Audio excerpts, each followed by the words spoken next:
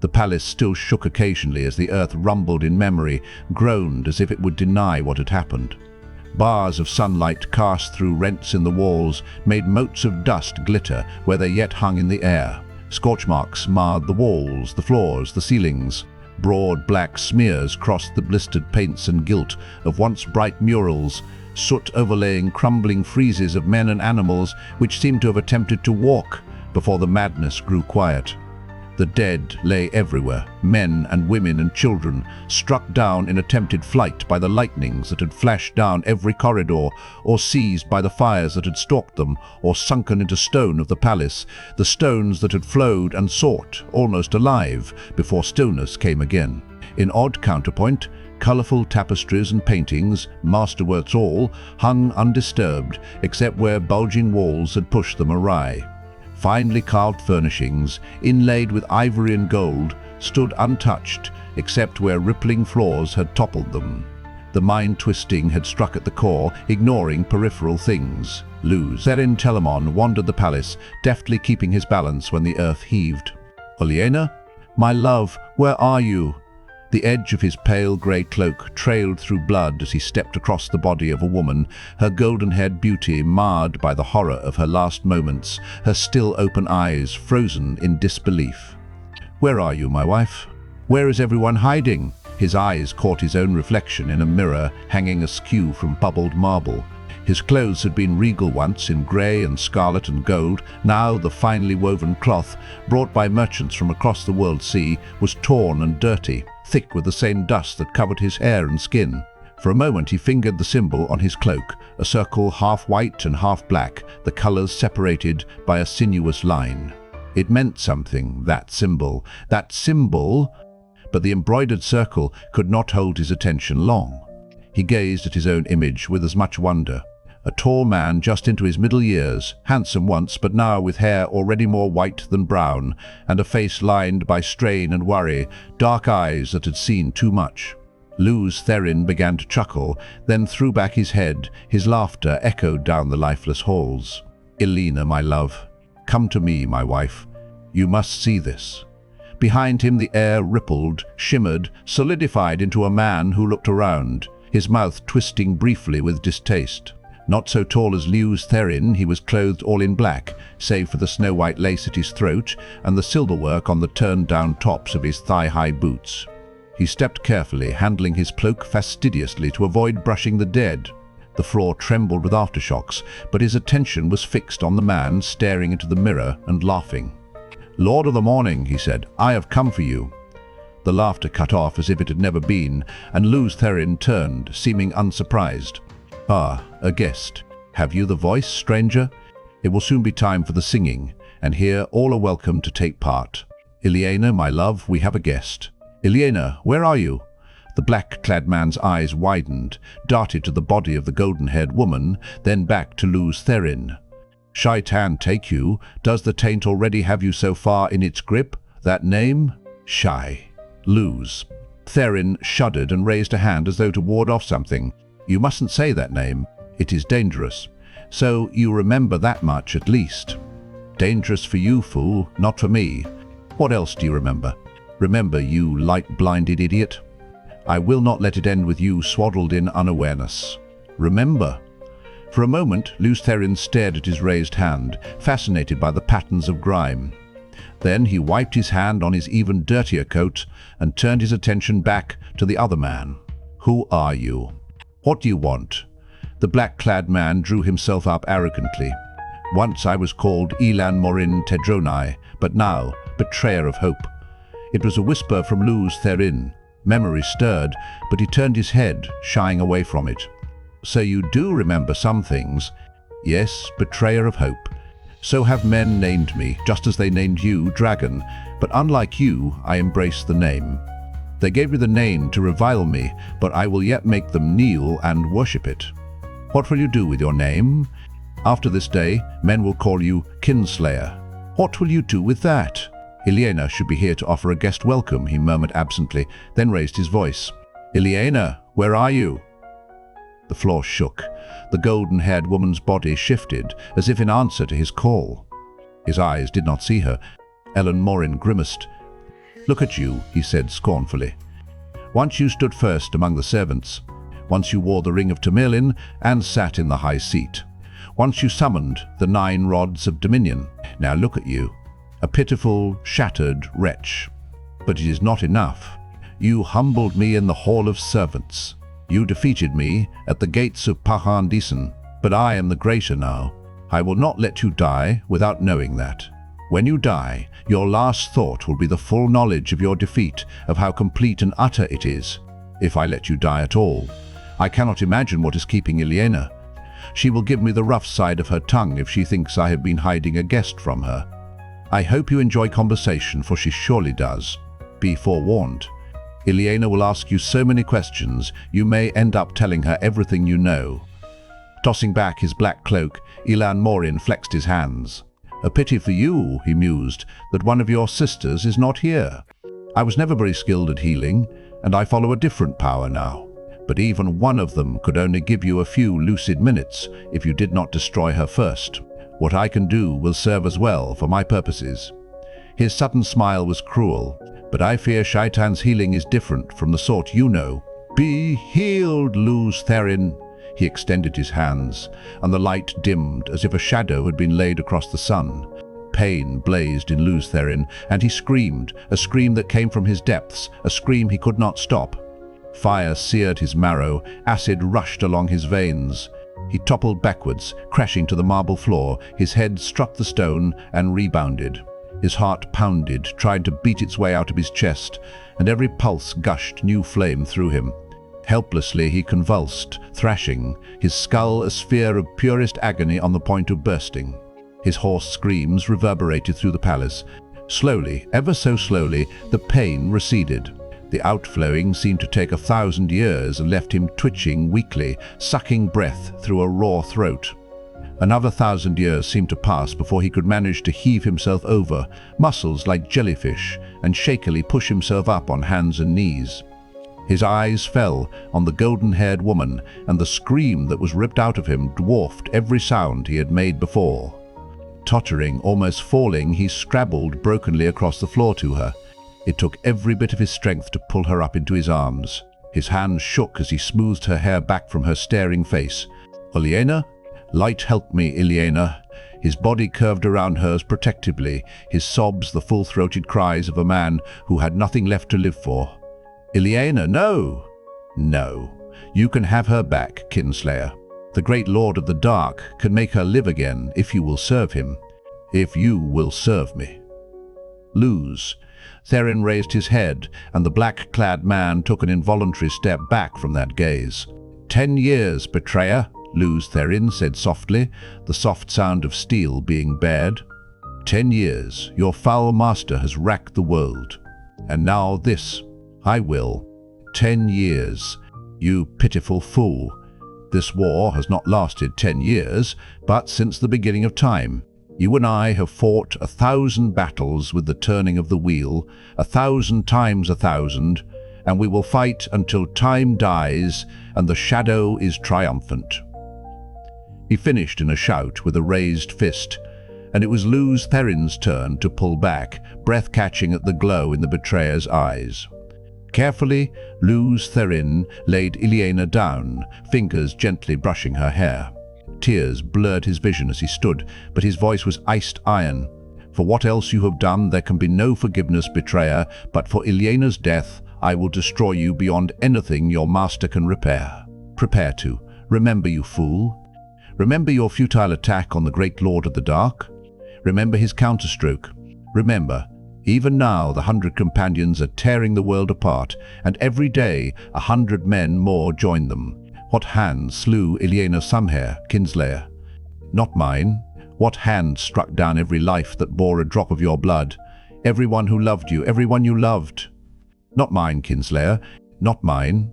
Remember, and know the price of opposing Shaitan. Sudden sweat made tracks down Lews Therin's face through the dust and dirt. He remembered, a cloudy memory like a dream of a dream, but he knew it true. His howl beat at the walls, the howl of a man who had discovered his soul damned by his own hand, and he clawed at his face as if to tear away the sight of what he had done. Everywhere he looked, his eyes found the dead. Torn they were, or broken, or burned, or half consumed by stone. Everywhere lay lifeless faces he knew, faces he loved. Old servants and friends of his childhood, faithful companions through the long years of battle. And his children, his own sons and daughters, sprawled like broken dolls, play stilled forever, all slain by his hand. His children's faces accused him, blank eyes asking why, and his tears were no answer. The betrayer's laughter flogged him, drowned out his howls. He could not bear the faces, the pain. He could not bear to remain any longer. Desperately he reached out to the true source, to tainted Sedin, and he travelled. The land around him was flat and empty. A river flowed nearby, straight and broad, but he could sense there were no people within 100 leagues. He was alone as a man could be while still alive, yet he could not escape memory. The eyes pursued him through the endless caverns of his mind. He could not hide from them. His children's eyes, Ilyena's eyes. Tears glistened on his cheeks as he turned his face to the sky. Light, forgive me. He did not believe it could come, forgiveness. Not for what he had done, but he shouted to the sky anyway, begged for what he could not believe he could receive. Light, forgive me. He was still touching Sedin, the male half of the power that drove the universe, that turned the wheel of time, and he could feel the oily taint fouling its surface, the taint of the shadow's counterstroke, the taint that doomed the world. Because of him. Because in his pride he had believed that men could match the Creator, could mend what the Creator had made, and they had broken. In his pride he had believed. He drew on the true source deeply, and still more deeply, like a man dying of thirst. Quickly he had drawn more of the one power than he could channel unaided. His skin felt as if it were aflame. Straining, he forced himself to draw more, tried to draw it all. Light, forgive me. Ilyena. The air turned to fire, the fire to light liquefied. The bolt that struck from the heavens would have seared and blinded any eye that glimpsed it, even for an instant. From the heavens it came, blazed through Lews Therin Telamon, bored into the bowels of the earth. Stone turned to vapor at its touch. The earth thrashed and quivered like a living thing in agony.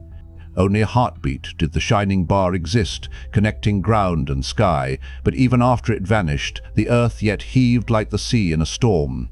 Molten rock fountained 500 feet into the air, and the groaning ground rose, thrusting the burning spray ever upward, ever higher. From north and south, from east and west, the wind howled in, snapping trees like twigs, shrieking and blowing as if to aid the growing mountain ever skyward, ever skyward. At last the wind died, the earth stilled to trembling mutters. Of Lews Therin Telamon no sign remained. Where he had stood, a mountain now rose miles into the sky, molten lava still gushing from its broken peak. The broad, straight river had been pushed into a curve away from the mountain, and there it split to form a long island in its midst. The shadow of the mountain almost reached the island. It lay dark across the land like the ominous hand of prophecy. For a time, the dull, protesting rumbles of the earth were the only sound. On the island, the air shimmered and coalesced. The black-clad man stood staring at the fiery mountain rising out of the plain, his face twisted in rage and contempt. You cannot escape so easily, dragon. It is not done between us. It will not be done until the end of time. Then he was gone, and the mountain and the island stood alone, waiting. The wheel of time turns, and ages come and pass, leaving memories that become legend. Legend fades to myth, and even myth is long forgotten when the age that gave it birth comes again. In one age, called the Third Age by some, an age yet to come, an age long past, a wind rose in the mountains of mist. The wind was not the beginning. There are neither beginnings nor endings to the turning of the wheel of time, but it was a beginning. Born below the ever cloud-capped peaks that gave the mountains their name, the wind blew east, out across the sandhills, once the shore of a great ocean, before the breaking of the world. Down it flailed into the two rivers, into the tangled forest called the Westwood, and beat at two men walking with a cart and horse down the rock-strewn track called the Quarry Road. For all that spring should have come a good month since, the wind carried an icy chill, as if it would rather bear snow. Gusts plastered Randall Thor's cloak to his back, whipped the earth-colored wall around his legs, then streamed it out behind him. He wished his coat were heavier, or that he had worn an extra shirt. Half the time when he tried to tug the cloak back around him, it caught on the quiver swinging at his hip. Trying to hold the cloak one-handed did not do much good anyway. He had his bow in the other, an arrow nocked and ready to draw. As a particularly strong blast tugged the cloak out of his hand, he glanced at his father over the back of the shaggy brown mare. He felt a little foolish about wanting to reassure himself that Tam was still there, but it was that kind of day. The wind howled when it rose, but aside from that, quiet lay heavy on the land. The soft creak of the axle sounded loud by comparison. No birds sang in the forest, no squirrels chittered from a branch. Not that he expected them really, not this spring. Only trees that kept leaf or needle through the winter had any green about them. Snarls of last year's bramble spread brown webs over stone outcrops under the trees. Nettles numbered most among the few weeds, the rest were the sorts with sharp burrs or thorns, or stinkweed, which left a rank smell on the unwary boot that crushed it. Scattered white patches of snow still dotted the ground where tight clumps of trees kept deep shade. Where sunlight did reach, it held neither strength nor warmth. The pale sun sat above the trees to the east, but its light was crisply dark, as if mixed with shadow. It was an awkward morning, made for unpleasant thoughts. Without thinking, he touched the nock of the arrow. It was ready to draw to his cheek in one smooth movement, the way Tam had taught him. Winter had been bad enough on the farms, worse than even the oldest folk remembered, but it must have been harsher still in the mountains if the number of wolves driven down into the two rivers was any guide. Wolves raided the sheep pens and chewed their way into barns to get the cattle and horses. Bears had been after the sheep too, where a bear had not been seen in years. It was no longer safe to be out after dark. Men were the prey as often as sheep, and the sun did not always have to be down. Tam was taking steady strides on the other side of Bela, using his spear as a walking staff, ignoring the wind that made his brown cloak flap like a banner. Now and again he touched the mare's flank lightly to remind her to keep moving. With his thick chest and broad face, he was a pillar of reality in that morning, like a stone in the middle of a drifting dream. His sun-roughened cheeks might be lined, and his hair have only a sprinkling of black among the grey, but there was a solidness to him, as though a flood could wash around him without uprooting his feet. He stumped down the road now, impassively. Wolves and bears were all very well, his manner said, things that any man who kept sheep must be aware of, but they had best not try to stop Tam or Thor getting to Emond's field. With a guilty start, Rand returned to watching his side of the road, Tam's matter-of-factness reminding him of his task. He was a head taller than his father, taller than anyone else in the district, and had little of Tam in him physically, except perhaps for a breadth of shoulder. Grey eyes and the reddish tinge to his hair came from his mother, so Tam said. She had been an outlander, and Rand remembered little of her aside from a smiling face, though he did put flowers on her grave every year at Beltane in the spring and at Sunday in the summer. 2 small casks of Tam's apple brandy rested in the lurching cart, and 8 larger barrels of apple cider, only slightly hard after a winter's curing. Tam delivered the same every year to the Wine Spring Inn for use during Beltane, and he had declared that it would take more than wolves or a cold wind to stop him this spring. Even so, they had not been to the village for weeks. Not even Tam travelled much these days. But Tam had given his word about the brandy and cider, even if he had waited to make delivery until the day before festival. Keeping his word was important to Tam. Rand was just glad to get away from the farm, almost as glad as about the coming of Beltane. As Rand watched his side of the road, the feeling grew in him that he was being watched. For a while he tried to shrug it off. Nothing moved or made a sound among the trees except the wind. But the feeling not only persisted, it grew stronger. The hairs on his arms stirred, his skin prickled as if it itched on the inside. He shifted his bow irritably to rub at his arms, and told himself to stop letting fancies take him. There was nothing in the woods on his side of the road, and Tam would have spoken if there'd been anything on the other. He glanced over his shoulder and blinked. Not more than 20 spans back down the road, a cloaked figure on horseback followed them, horse and rider alike, black, dull and ungleaming. It was more habit than anything else that kept him walking backward alongside the cart, even while he looked. The rider's cloak covered him to his boot tops, the cowl tugged well forward so no part of him showed. Vaguely, Rand thought there was something odd about the horseman, but it was the shadowed opening of the hood that fascinated him. He could see only the vaguest outlines of a face, but he had the feeling he was looking right into the rider's eyes, and he could not look away. Queasiness settled in his stomach. There was only shadow to see in the hood, but he felt hatred as sharply as if he could see a snarling face. Hatred for everything that lived. Hatred for him most of all, for him above all things. Abruptly, a stone caught his heel, and he stumbled, breaking his eyes away from the dark horseman. His bow dropped to the road, and only an outthrust hand grabbing Bella's harness saved him from falling flat on his back. With a startled snort, the mare stopped, twisting her head to see what had caught her. Tam frowned over Bella's back at him. "Are you all right, lad?" "A rider," Rand said breathlessly, pulling himself upright. "A stranger following us." "Where?" The older man lifted his broad-bladed spear and peered back warily. "There, down the—" Rand's words trailed off as he turned to point. The road behind was empty. Disbelieving, he stared into the forest on both sides of the road. Bare branched trees offered no hiding place, but there was not a glimmer of horse or horseman. He met his father's questioning gaze. He was there, a man in a black cloak on a black horse. "I wouldn't doubt your word, lad, but where has he gone?" "I don't know." But he was there. He snatched up the fallen bow and arrow, hastily checked the fletching before re-nocking, and half drew before letting the bowstring relax. There was nothing to aim at. He was. Tam shook his grizzled head. "If you say so, lad." "Come on, then. A horse leaves hoofprints even on this ground." He started toward the rear of the cart, his cloak whipping in the wind. "If we find them, we'll know for a fact he was there. If not, well, these are days to make a man think he's seeing things." Abruptly, Rand realized what had been odd about the horseman, aside from his being there at all. The wind that beat at Tam and him had not so much as shifted a fold of that black cloak. His mouth was suddenly dry. He must have imagined it. His father was right. This was a morning to prickle a man's imagination, but he did not believe it. Only, how did he tell his father that the man who had apparently vanished into air wore a cloak the wind did not touch? With a worried frown, he peered into the woods around them. It looked different than he'd ever had before. Almost since he was old enough to walk, he had run loose in the forest.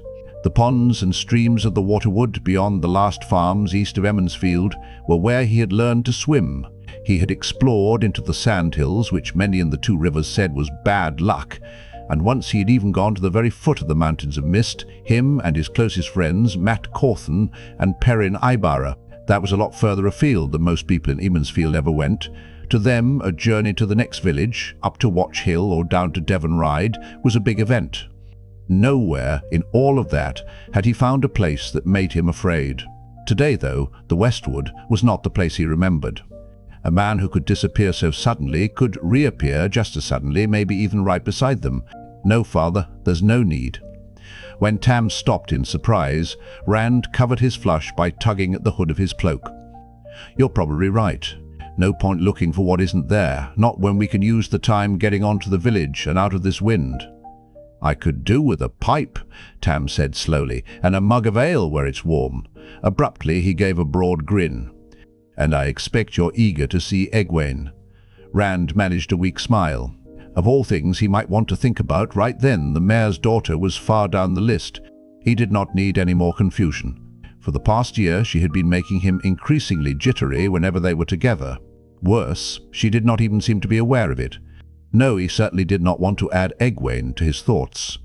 He was hoping his father had not noticed he was afraid when Tam said, "Remember the flame, lad, and the void." It was an odd thing Tam had taught him. Concentrate on a single flame and feed all your passions into it. Fear, hate, anger, until your mind became empty. "Become one with the void," Tam said, "and you could do anything." Nobody else in Emond's Field talked that way. But Tam won the archery competition at Beltane every year with his flame and his void. Rand thought he might have a chance at placing this year himself if he could manage to hold on to the void. For Tam to bring it up now meant he had noticed, but he said nothing more about it. Tam clucked Bella into motion once more, and they resumed their journey, the older man striding along as if nothing untoward had happened, and nothing untoward could. Rand wished he could imitate him. He tried forming the emptiness in his mind, but it kept slipping away into images of the black-cloaked horseman. He wanted to believe that Tam was right, that the rider had just been his imagination, but he could remember that feeling of hatred too well. There had been someone, and that someone had meant him harm.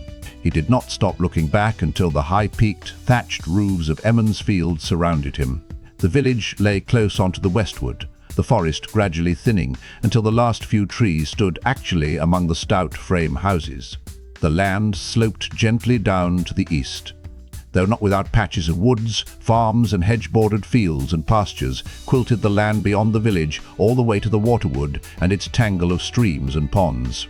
The land to the west was just as fertile, and the pastures there lush in most years, but only a handful of farms could be found in the Westwood. Even those few dwindled to none miles short of the sandhills, not to mention the mountains of mist which rose above the Westwood treetops, distant but in plain sight from Emond's field. Some said the land was too rocky, as if there were not rocks everywhere in the two rivers, and others said it was hard luck land. A few muttered that there was no point getting any closer to the mountains than needs be. Whatever the reasons, only the hardiest men farmed in the Westwood. Small children and dogs dodged around the cart in whooping swarms once it passed the first row of houses. Bella plodded on patiently, ignoring the yelling youngsters who tumbled under her nose, playing tag and rolling hoops. In the last months there had been little of play or laughter from the children, even when the weather had slackened enough to let children out. Fear of wolves kept them in. It seemed the approach of Beltane had taught them how to play again. Festival had affected the adults as well. Broad shutters were thrown back, and in almost every house the goodwife stood in a window, apron tied about her and long braided hair done up in a kerchief, shaking sheets or hanging mattresses over the windowsills. Whether or not leaves had appeared on the trees, no woman would let Beltane come before her spring cleaning was done. In every yard rugs hung from stretched lines, and children who had not been quick enough to run free in the streets instead vented their frustration on the carpets with wicker beaters. On roof after roof the goodman of the house clambered about, checking the thatch to see if the winter's damage meant calling on old Shaitan.Wheel, the thatcher. Several times Tam paused to engage one man or another in brief conversation. Since he and Rand had not been off the farm for weeks, everyone wanted to catch up on how things were out that way. Few Westwood men had been in. Tam spoke of damage from winter storms, each one worse than the one before, and stillborn lambs, of brown fields where crops should be sprouting and pastures greening, of ravens flocking in where songbirds had come in years before. Grim talk, with preparations for Beltane going on all around them, and much shaking of heads. It was the same on all sides. Most of the men rolled their shoulders and said, "Well, we'll survive, the light willing." Some grinned and added, "And if the light doesn't will, we'll still survive." That was the way of most Two Rivers people.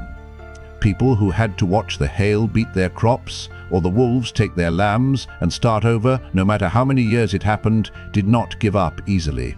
Most of those who did were long since gone. Tam would not have stopped for Whitconger if the man had not come out into the street, so they had to halt or let Bela run over him.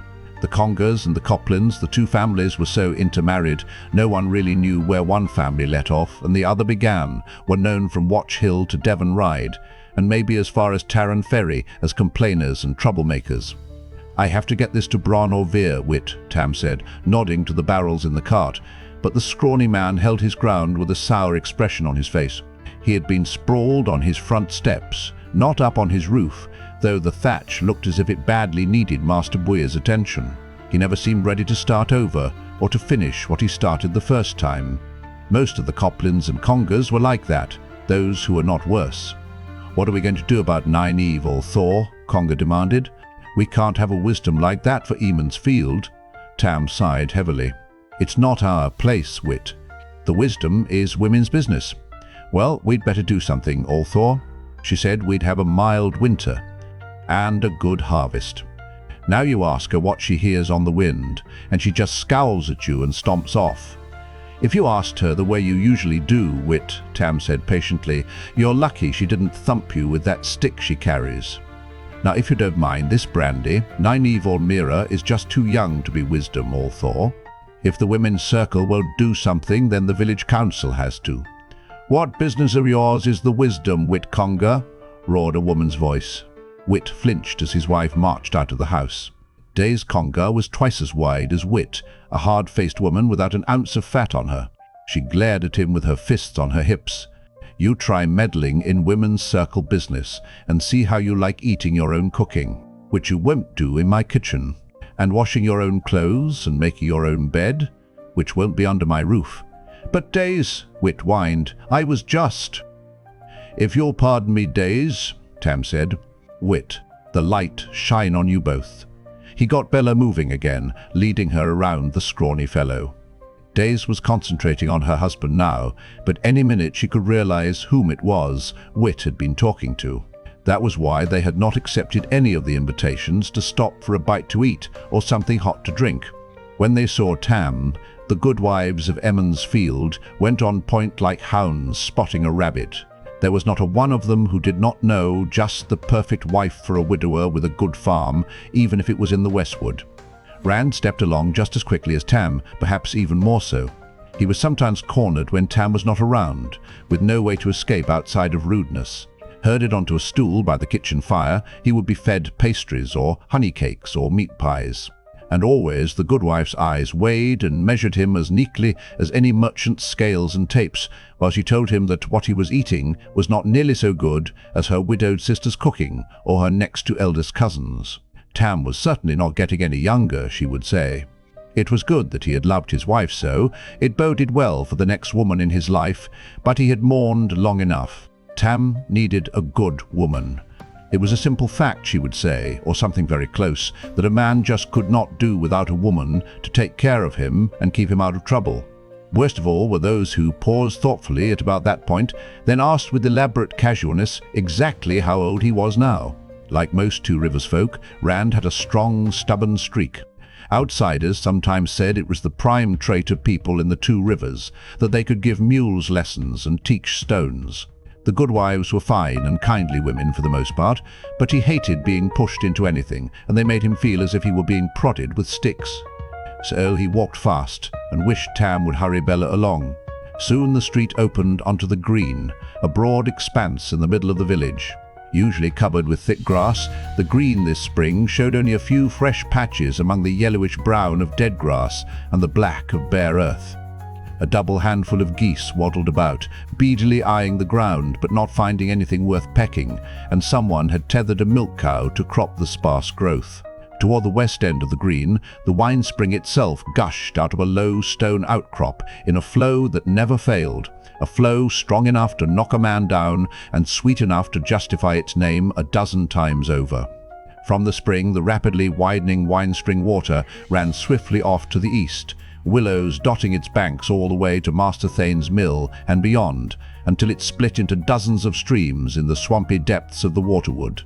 Two low railed footbridges crossed the clear stream at the green, and one bridge wider than the others and stout enough to bear wagons.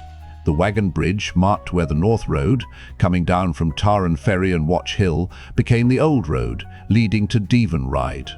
Outsiders sometimes found it funny that the road had one name to the north and another to the south, but that was the way it had always been, as far as anyone in Emond's field knew, and that was that. It was a good enough reason for Two Rivers people. On the far side of the bridges, the mounds were already building for the Beltane fires, 3 careful stacks of logs, almost as big as houses. They had to be on cleared dirt, of course, not on the green, even sparse as it was. What a festival did not take place around the fires would happen on the green. Near the wine spring, a score of older women sang softly as they erected the spring pole. Shorn of its branches, the straight, slender trunk of a fir tree stood 10 feet high, even in the hole they had dug for it.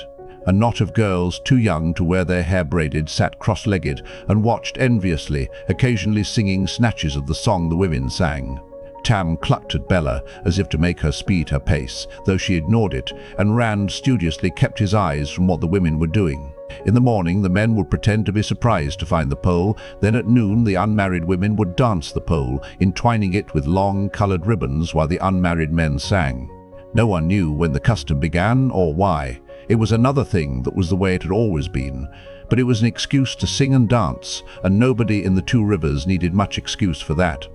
The whole day of Beltane would be taken up with singing and dancing and feasting, with time out for foot races and contests in almost everything. Prizes would be given not only in archery, but for the best with the sling and the quarterstaff. There would be contests at solving riddles and puzzles, at the rope tug, and lifting and tossing weights, prizes for the best singer, the best dancer, and the best fiddle player, for the quickest to shear a sheep, even the best at bowls and at darts. Beltane was supposed to come when spring had well and truly arrived, the first lambs born and the first crop up. Even with the cold hanging on, though, no one had any idea of putting it off. Everyone could use a little singing and dancing. And to top everything, if the rumours could be believed, a grand display of fireworks was planned for the green.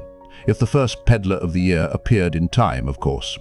That had been causing considerable talk. It was 10 years since the last such display, and that was still talked about. The Winespring Inn stood at the east end of the green, hard beside the wagon bridge. The first floor of the inn was river rock, though the foundation was of older stone, some said came from the mountains. The whitewashed second story, where Brandolwyn-Orvere, the innkeeper and mayor of Emond's Field for the past 20 years, lived in the back with his wife and daughters, jutted out over the lower floor all the way around. Red roof tile, the only such roof in the village, glittered in the weak sunlight, and smoke drifted from 3 of the inn's dozen tall chimneys. At the south end of the inn, away from the stream, stretched the remains of a much larger stone foundation, once part of the inn, or so it was said. A huge oak grew in the middle of it now, with a bole 30 paces around and spreading branches as thick as a man. In the summer, Bran Orvere set tables and benches under those branches, shady with leaves then, where people could enjoy a cup and a cooling breeze while they talked, or perhaps set out a board for a game of stones. "Here we are, lad." Tam reached for Bella's harness, but she stopped in front of the inn before his hand touched leather. "Knows the way better than I do," he chuckled. As the last creak of the axle faded, Bran Orvere appeared from the inn, seeming as always to step too lightly for a man of his girth, nearly double that of anyone else in the village. A smile split his round face, which was topped by a sparse fringe of grey hair. The innkeeper was in his shirt-sleeves, despite the chill, with a spotless white apron wrapped around him. A silver medallion in the form of a set of balance scales hung on his chest. The medallion, along with the full-size set of scales used to weigh the coins of the merchants who came down from Berlon for wool or tabac, was the symbol of the mayor's office. Bran only wore it for dealing with the merchants, and for festival feast days and weddings. He had it on a day early now, but that night was winter night, the night before Beltane, when everyone would visit back and forth almost the whole night, long exchanging small gifts, having a bite to eat and a touch to drink at every house. After the winter, Ran thought, he probably considers winter night excuse enough not to wait until tomorrow. "Tam!" the mayor shouted as he hurried toward them. "The lights shine on me. It's good to see you at last." "And you, Rand? How are you, my boy?" "Fine, Master Orvere," Rand said. "And you, sir?" But Bran's attention was already back on Tam. "I was almost beginning to think you wouldn't be bringing your brandy this year. You've never waited so late before." "I've no liking for leaving the farm these days, Bran," Tam replied. "Not with the wolves, the way they are. And the weather," Bran harumphed.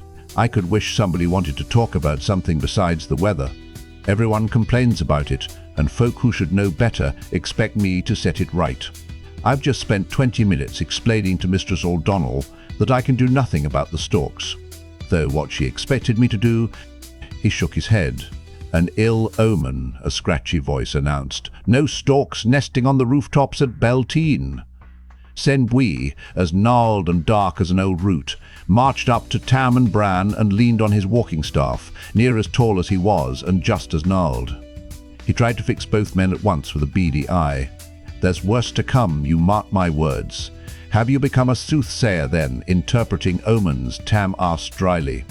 "Or do you listen to the wind like a wisdom? There's certainly enough of it, some originating not far from here." "Mock if you will," Sen muttered, "but if it doesn't warm enough for crops to sprout soon, more than one root cellar will come up empty before there's a harvest. By next winter, there may be nothing left alive in the two rivers but wolves and ravens. If it is next winter at all. Maybe it will still be this winter."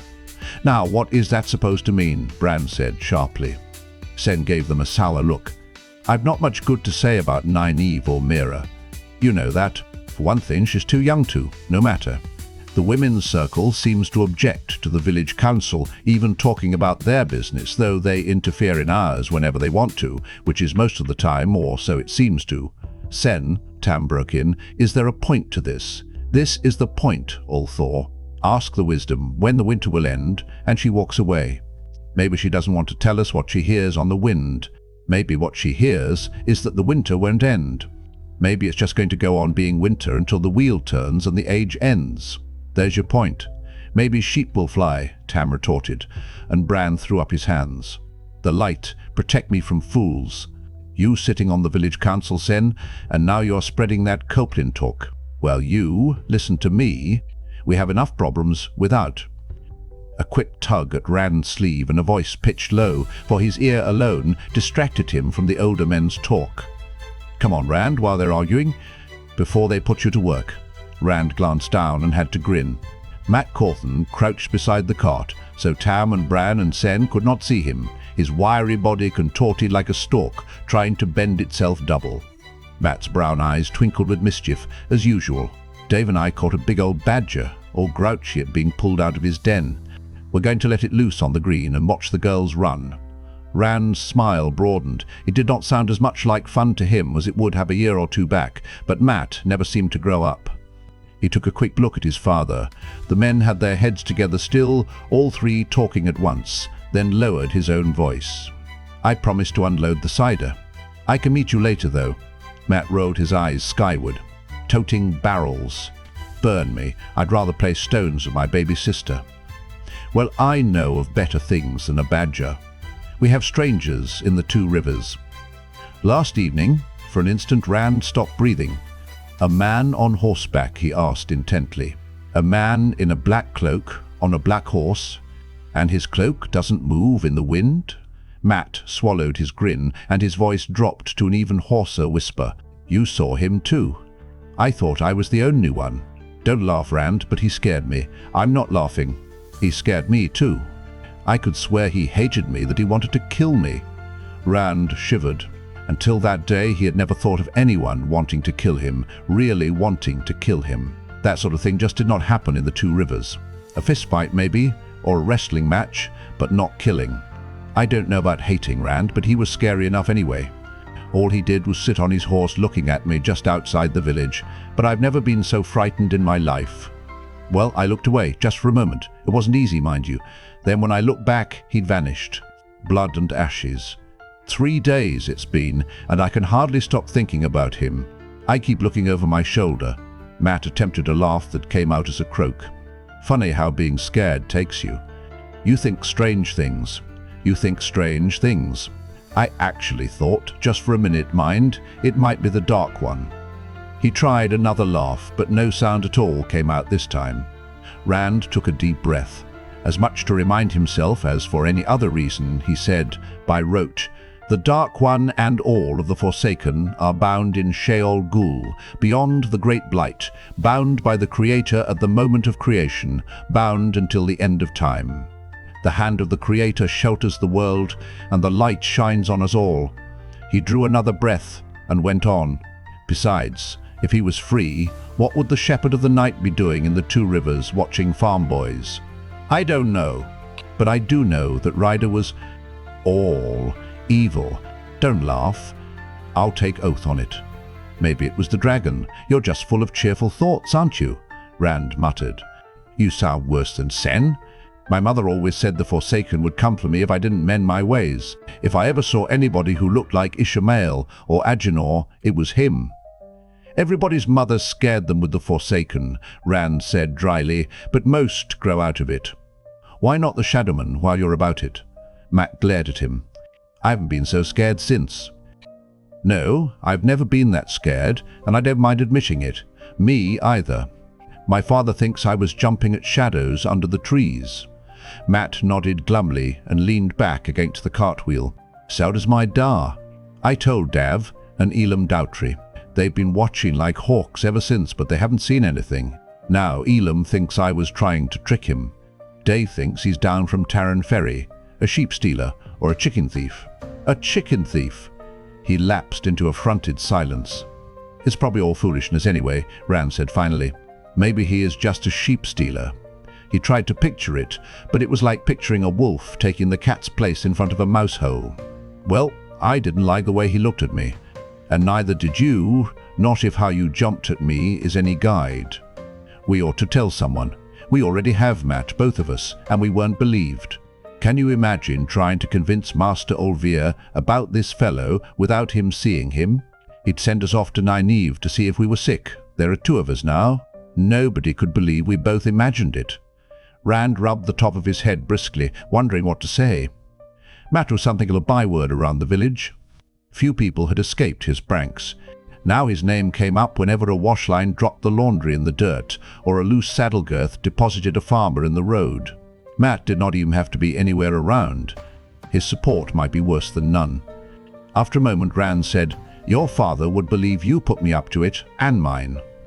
He looked over the cart to where Tam and Bran and Sen had been talking, and found himself staring his father in the eyes. The mayor was still lecturing Sen, who took it now in sullen silence. "Good morning, Matrim," Tam said brightly, hefting one of the brandy casks up onto the side of the cart. "I see you've come to help Rand unload the cider." "Good lad." Matt leaped to his feet at the first word and began backing away.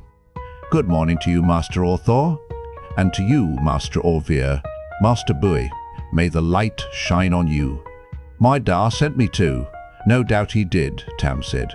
"And no doubt, since you are a lad who does his chores right off, you've finished the task already. Well, the quicker you lads get the cider into Master Olvir's cellar, the quicker you can see the Gleeman."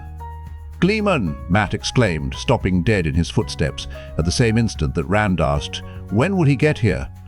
Rand could remember only two Gleemen coming into the Two Rivers in his whole life, and for one of those he had been young enough to sit on Tam's shoulders to watch. To have one there, actually, during Beltane, with his harp and his flute and his stories and all. Emond's Field would still be talking about this festival 10 years off, even if there were not any fireworks. "Foolishness," Sen grumbled, but fell silent at a look from Bran that had all the weight of the mayor's office in it. Tam leaned against the side of the cart, using the brandy cask as a prop for his arm. "Yes, a Gleeman, and already here. According to Master Olvir, he's in a room in the inn right now. Arrived in the dead of night, he did." The innkeeper shook his head in disapproval. "Pounded on the front door till he woke the whole family. If not for festival, I'd have told him to stable his own horse and sleep in the store with it, Gleeman or not. Imagine coming in the dark like that." Rand stared wonderingly. No one travelled beyond the village by night, not these days, certainly not alone. The thatcher grumbled under his breath again, too low this time for Rand to understand more than a word or two. "Madman and unnatural. He doesn't wear a black cloak, does he?" Matt asked suddenly. Bran's belly shook with his chuckle. "Trape. Black. His cloak is like every Gleeman's cloak I've ever seen. More patches than cloak, and more colours than you can think of." Rand startled himself by laughing out loud, a laugh of pure relief.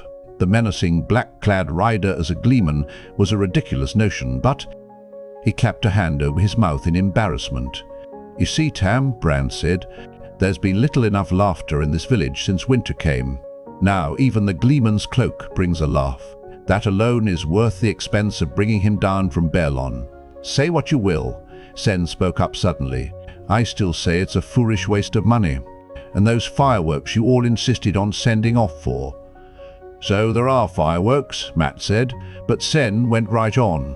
"They should have been here a month ago with the first peddler of the year, but there hasn't been a peddler, has there? If he doesn't come by tomorrow, what are we going to do with them? Hold another festival just to set them off? That's if he even brings them, of course." "Sen," Tam sighed, "you've as much trust as a Taran ferryman. Where is he then?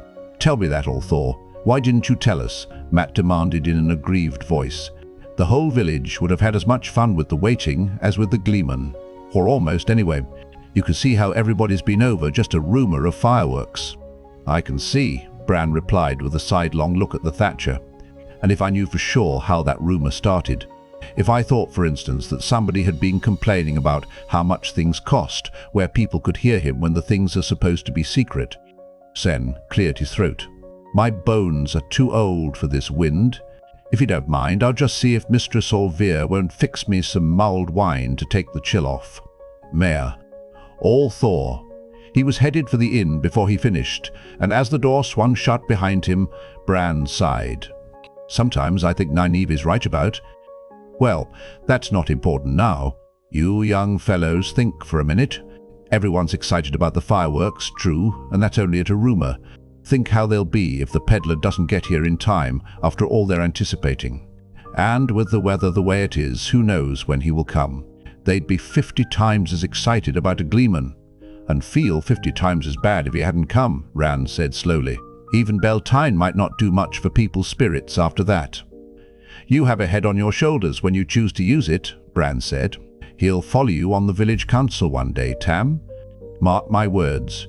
He couldn't do much worse right now than someone I could name. None of this is unloading the cart, Tam said briskly, handing the first cask of brandy to the mayor. I want a warm fire, my pipe, and a mug of your good ale. He hoisted the second brandy cask onto his shoulder. I'm sure Rand will thank you for your help, Matcham. Remember, the sooner the cider is in the cellar. As Tam and Bran disappeared into the inn, Rand looked at his friend. You don't have to help.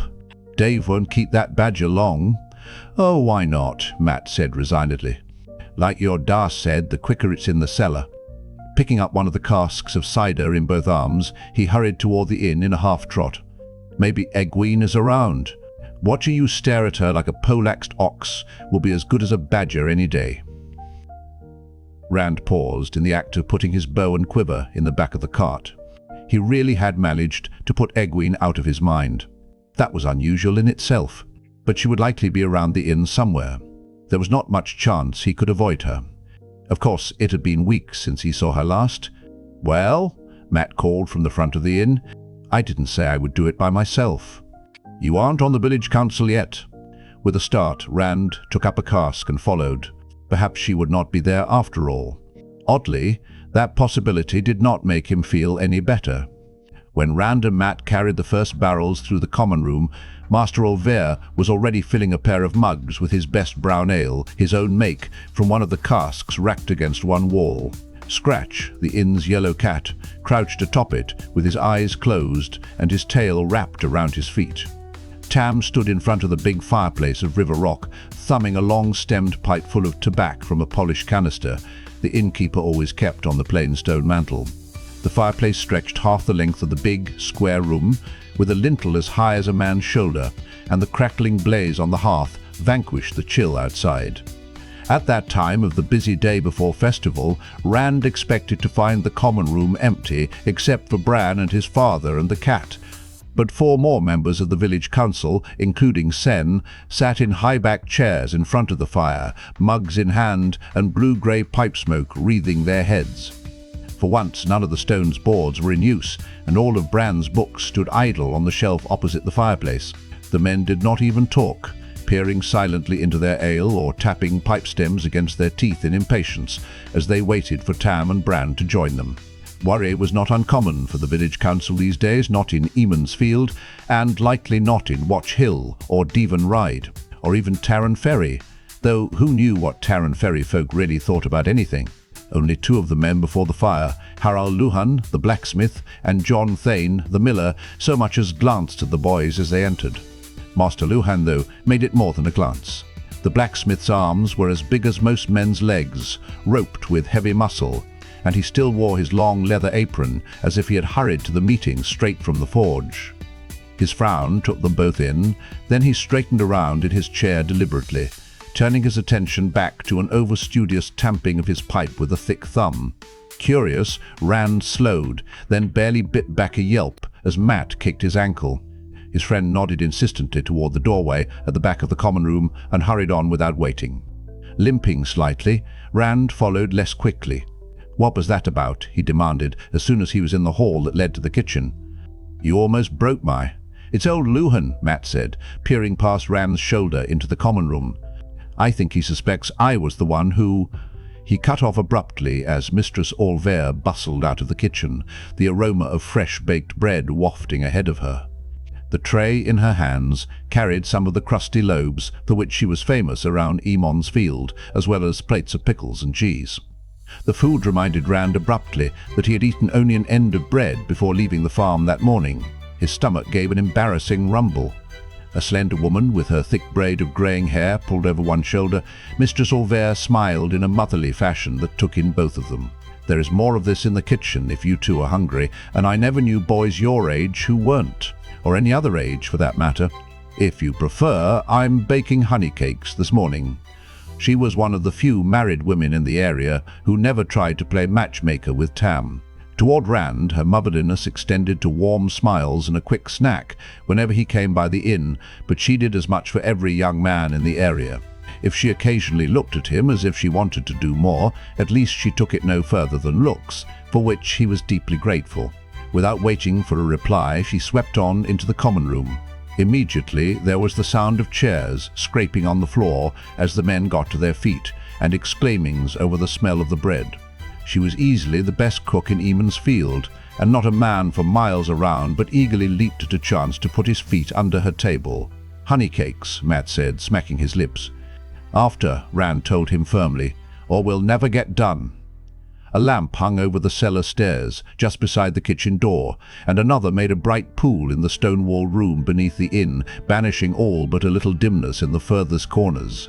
Wooden racks along the walls and across the floor held casks of brandy and cider, and larger barrels of ale and wine, some with taps driven in. Many of the wine barrels were marked with chalk in Bran Auvert's hand, giving the year they had been bought, what peddler had brought them, and in which city they had been made. But all of the ale and brandy was the make of Two Rivers farmers, or of Bran himself. Peddlers, and even merchants, sometimes brought brandy or ale from outside, but it was never as good and cost the earth besides, and nobody ever drank it more than once. "Now," Rand said, as they set their casks in the racks, "what did you do that you have to avoid Master Luhan?" Matt shrugged. "Yeah, nothing really. I told Aidan Alcar and some of his snot-nosed friends, Ewan Fingar and Dag Coplin, that some farmers had seen ghost hounds breathing fire and running through the woods. They ate it up like clotted cream. And Master Luhan is mad at you for that," Rand said doubtfully. "Not exactly." Matt paused, then shook his head. "You see, I covered 2 of his dogs with flour, so they were all white.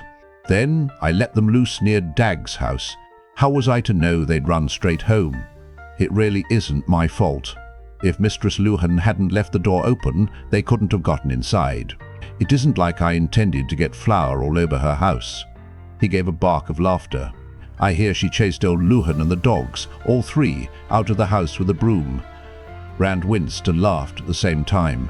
"If I were you, I'd worry more about Osbert Luhan than about the blacksmith. She's almost as strong, and her temper is a lot worse. No matter though. If you walk fast, maybe he won't notice you." Matt's expression said he did not think Rand was funny. When they went back through the common room, though, there was no need for Matt to hurry. The 6 men had their chairs in a tight knot before the fireplace. With his back to the fire, Tam was speaking in a low voice, and the others were leaning forward to listen, so intent on his words they would likely not have noticed if a flock of sheep had been driven through. Rand wanted to move closer to hear what they were talking about, but Matt plucked at his sleeve and gave him an agonized look. With a sigh, he followed Matt out to the cart. On their return to the hallway, they found a tray by the top of the steps and hot honey cakes filling the hall with their sweet aroma. There were 2 mugs as well, and a pitcher of steaming mulled cider. Despite his own admonition about waiting until later, Rand found himself making the last 2 trips between cart and cellar while trying to juggle a cask and a piping honey cake. Setting his final cask in the racks, he wiped crumbs from his mouth while Matt was unburdening himself, then said, "Now for the glee." Feet clattered on the stairs, and Ewan Fingar half fell into the cellar in his haste, his pudgy face shining with eagerness to impart his news. "There are strangers in the village." He caught his breath and gave Matt a wry look. "I haven't seen any ghost hounds, but I hear somebody flowered Master Luhan's dogs. I hear Mistress Luhan has ideas who to look for, too." The years separating Rand and Matt from Ewan, only 14, were usually more than enough for them to give short shrift to anything he had to say. This time they exchanged one startled glance, then both were talking at once. "In the village?" Rand asked. "Not in the woods, right on top of him," Matt added. "Was his cloak black? Could you see his face?" Ewan looked uncertainly from one of them to the other, then spoke quickly when Matt took a threatening step. "Of course I could see his face, and his cloak is green, or maybe grey. It changes. It seems to fade into wherever he's standing. Sometimes you don't see him even when you look right at him, not unless he moves. And hers is blue like the sky, and 10 times fancier than any feast day clothes I ever saw. She's 10 times prettier than anybody I ever saw too. She's a high-born lady, like in the stories. She must be. Her, Rand said. Who are you talking about? He stared at Matt, who had put both hands on top of his head and squeezed his eyes shut. They're the ones I meant to tell you about, Matt muttered, before you got me off onto. He cut off, opening his eyes for a sharp glance at Ewan. They arrived last evening, Matt went on after a moment, and took rooms here at the inn. I saw them ride in. Their horses, Rand. I never saw horses so tall or so sleek. They look like they could run forever. I think he works for her. In service, Ewan broke in. They call it being in service in the stories, Matt continued as if Ewan had not spoken. Anyway, he defers to her, does what she says. Only he isn't like a hired man. A soldier, maybe. The way he wears his sword, it's part of him, like his hand or his foot. He makes the merchant's guards look like cur dogs. And her, Rand, I never even imagined anyone like her. She's out of a Gleeman's story. She's like? He paused to give Ewan a sour look. Like a high-born lady, he finished with a sigh. But who are they? Rand asked. Except for merchants once a year to buy tabac and wool, and the peddlers, outsiders, never came into the 2 rivers, or as good as never. Maybe a Terran ferry, but not this far south. Most of the merchants and peddlers had been coming for years too, so they did not really count as strangers, just outsiders. It was a good 5 years since the last time a real stranger appeared in Emond's field, and he had been trying to hide from some sort of trouble up in Baerlon that nobody in the village understood. He had not stayed long. What do they want? What do they want? Matt exclaimed. I don't care what they want. Strangers, Rand, and strangers like you never even dreamed of. Think of it. Rand opened his mouth, then closed it without speaking. The black-cloaked rider had him as nervous as a cat in a dog run.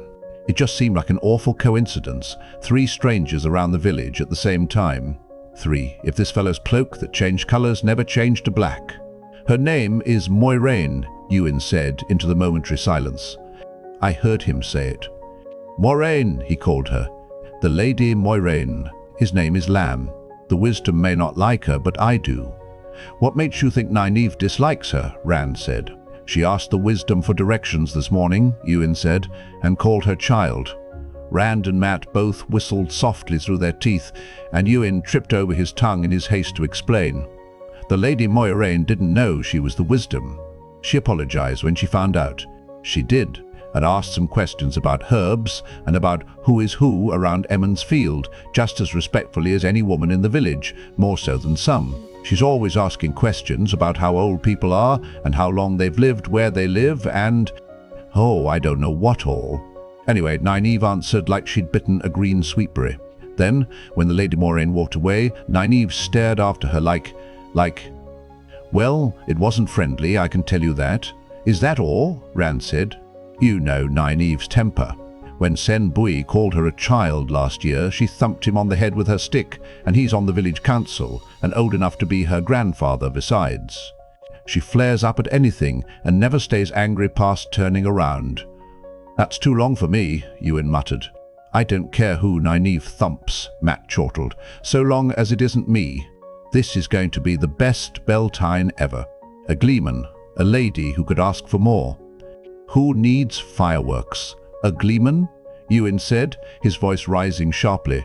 Come on, Rand, Matt went on, ignoring the younger boy. We're done here. You have to see this fellow.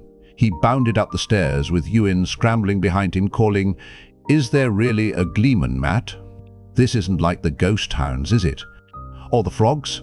Rand paused long enough to turn down the lamp, then hurried after them. In the common room, Rowan Hum and Samuel Craw had joined the others in front of the fire, so that the entire village council was there. Branolvir spoke now, his normally bluff voice pitched so low that only a rumbling murmur travelled beyond the close-gathered chairs. The mayor emphasized his words by tapping a thick forefinger into the palm of his other hand and eyed each man in turn.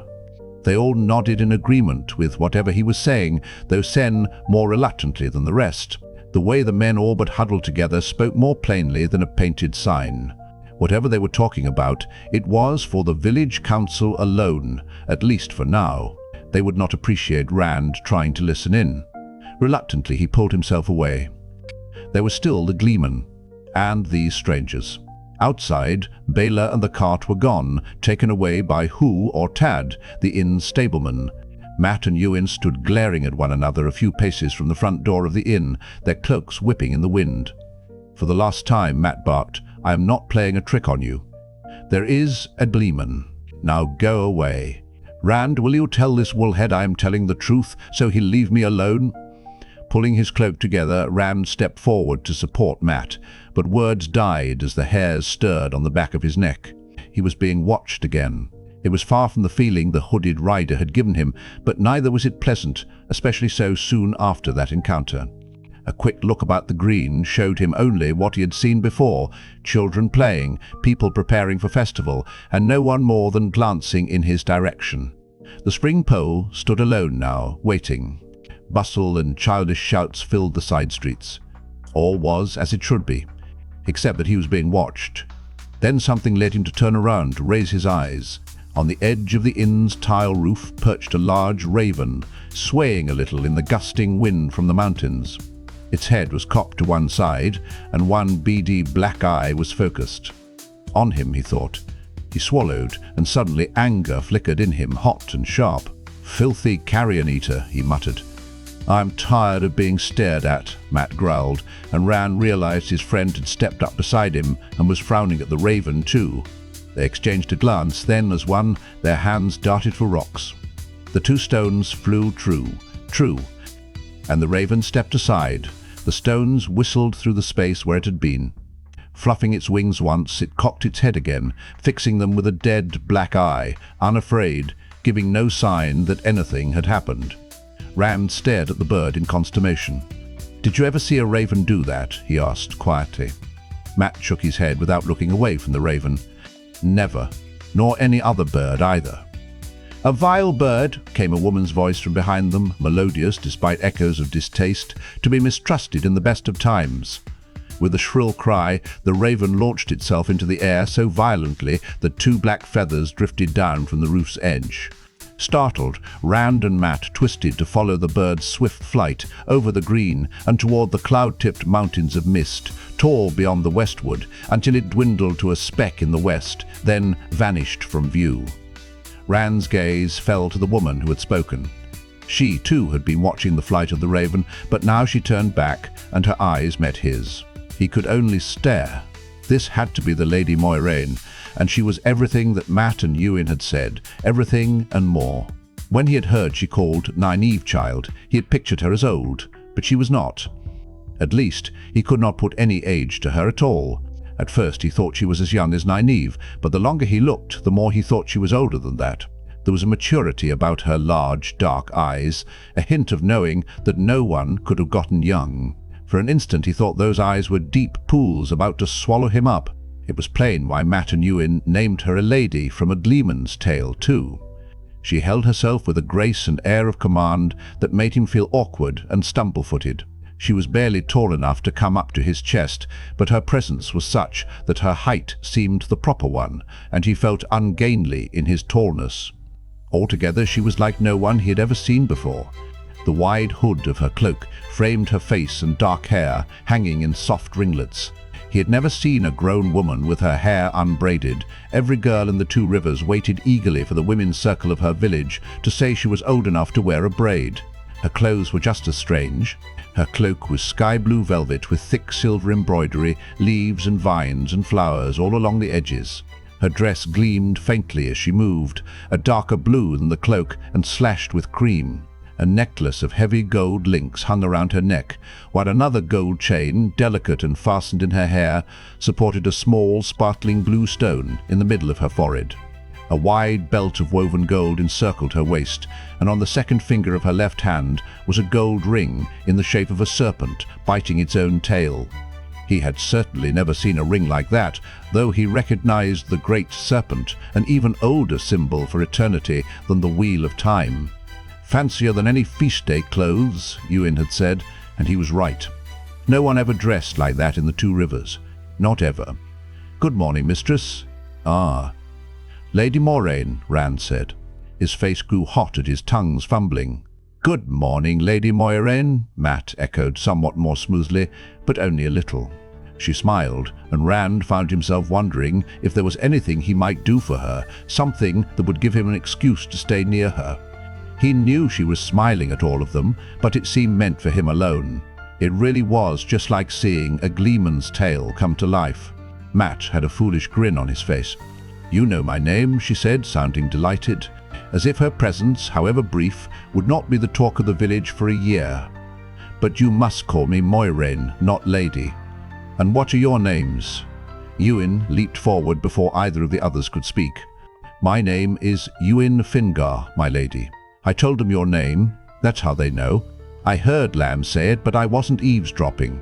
No one like you has ever come to Emond's Field before. There's a gleeman in the village for Beltane too, and tonight is winter night. Will you come to my house? My mother has apple cakes. I shall have to see," she replied, putting a hand on Ewan's shoulder. Her eyes twinkled with amusement, though she gave no other sign of it. "I do not know how well I could compete against a gleeman, Ewan. But you must all call me Moiraine."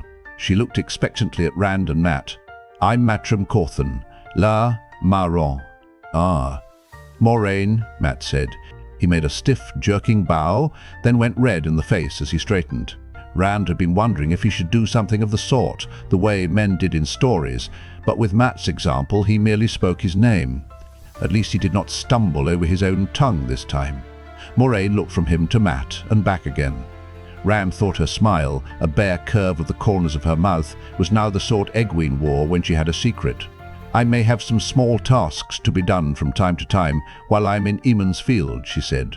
"Perhaps you would be willing to assist me," she laughed as their accents tumbled over one another. "Here," she said, and Rand was surprised when she pressed a coin into his palm, closing his hand tightly around it with both of hers. "There's no need," he began, but she waved aside his protest as she gave Ewan a coin as well, then pressed Matt's hand around one the same way she had Rand's. "Of course there is," she said. "You cannot be expected to work for nothing. Consider this a token and keep it with you, so you will remember that you have agreed to come to me when I ask it. There is a bond between us now." "I'll never forget," Ewan piped up. "Later we must talk," she said, "and you must tell me all about yourselves." "Lady, I mean Moraine," Rand asked hesitantly as she turned away. She stopped and looked back over her shoulder, and he had to swallow before going on. "Why have you come to Emond's Field?" Her expression was unchanged, but suddenly he wished he had not asked, though he could not have said why. He rushed to explain himself anyway. "I don't mean to be rude. I'm sorry. It's just that no one comes into the Two Rivers except the merchants and peddlers when the snow isn't too deep to get down from Berlon. Almost no one. Certainly no one like you. The merchant's guards sometimes say this is the back end of forever, and I suppose it must seem that way to anyone from outside. I just wondered." Her smile did fade then, slowly, as if something had been recalled to her. For a moment she merely looked at him. "I am a student of history," she said at last, "a collector of old stories. This place you call the Two Rivers has always interested me. Sometimes I study the stories of what happened here long ago, here and at other places." "Stories?" Rand said. "Whatever happened in the Two Rivers to interest someone like? I mean, what could have happened here?" "And what else would you call it beside the Two Rivers?" Matt added. "That's what it has always been called." "As the Wheel of Time turns," Moraine said, half to herself and with a distant look in her eyes, "places wear many names. Men wear many names, many faces, different faces, but always the same man. Yet no one knows the great pattern the wheel weaves, or even the pattern of an age. We can only watch and study and hope." Rand stared at her, unable to say a word, even to ask what she meant. He was not sure she had meant for them to hear. The other two were just as tongue-tied, he noticed. Ewan's mouth hung open. Moraine focused on them again, and all three gave a little shake as if waking up. "Later we will talk," she said. None of them said a word. "Later." She moved on toward the wagon bridge, appearing to glide over the ground rather than walk, her cloak spreading on either side of her like wings. As she left, a tall man Rand had not noticed before moved away from the front of the inn and followed her, one hand resting on the long hilt of a sword. His clothes were a dark greyish green that would have faded into leaf or shadow, and his cloak swirled through shades of grey and green and brown as it shifted in the wind. It almost seemed to disappear at times, that cloak, fading into whatever lay beyond it. His hair was long and grey at the temples, held back from his face by a narrow leather headband. That face was made from stony planes and angles, weathered but unlined, despite the grey in his hair. When he moved, Rand could think of nothing but a wolf. In passing the three youths, his gaze ran over them, eyes as cold and blue as a midwinter dawn.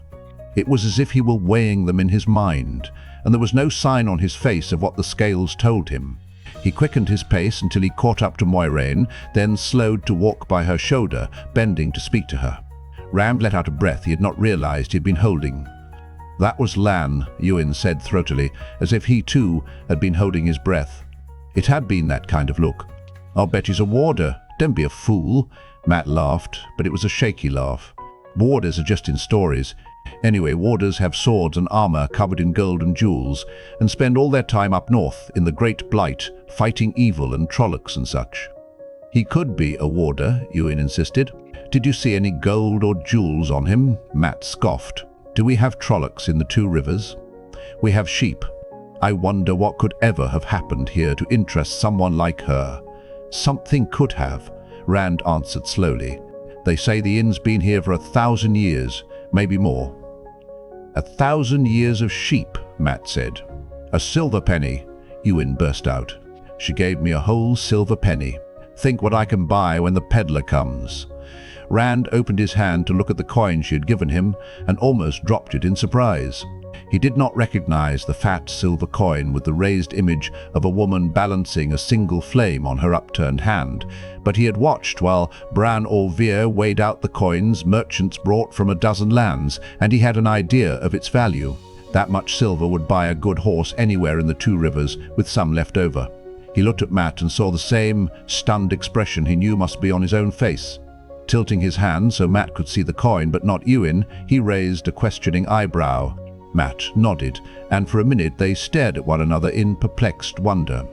"What kind of chores does she have?" Rand asked finally. "I don't know," Matt said firmly, "and I don't care.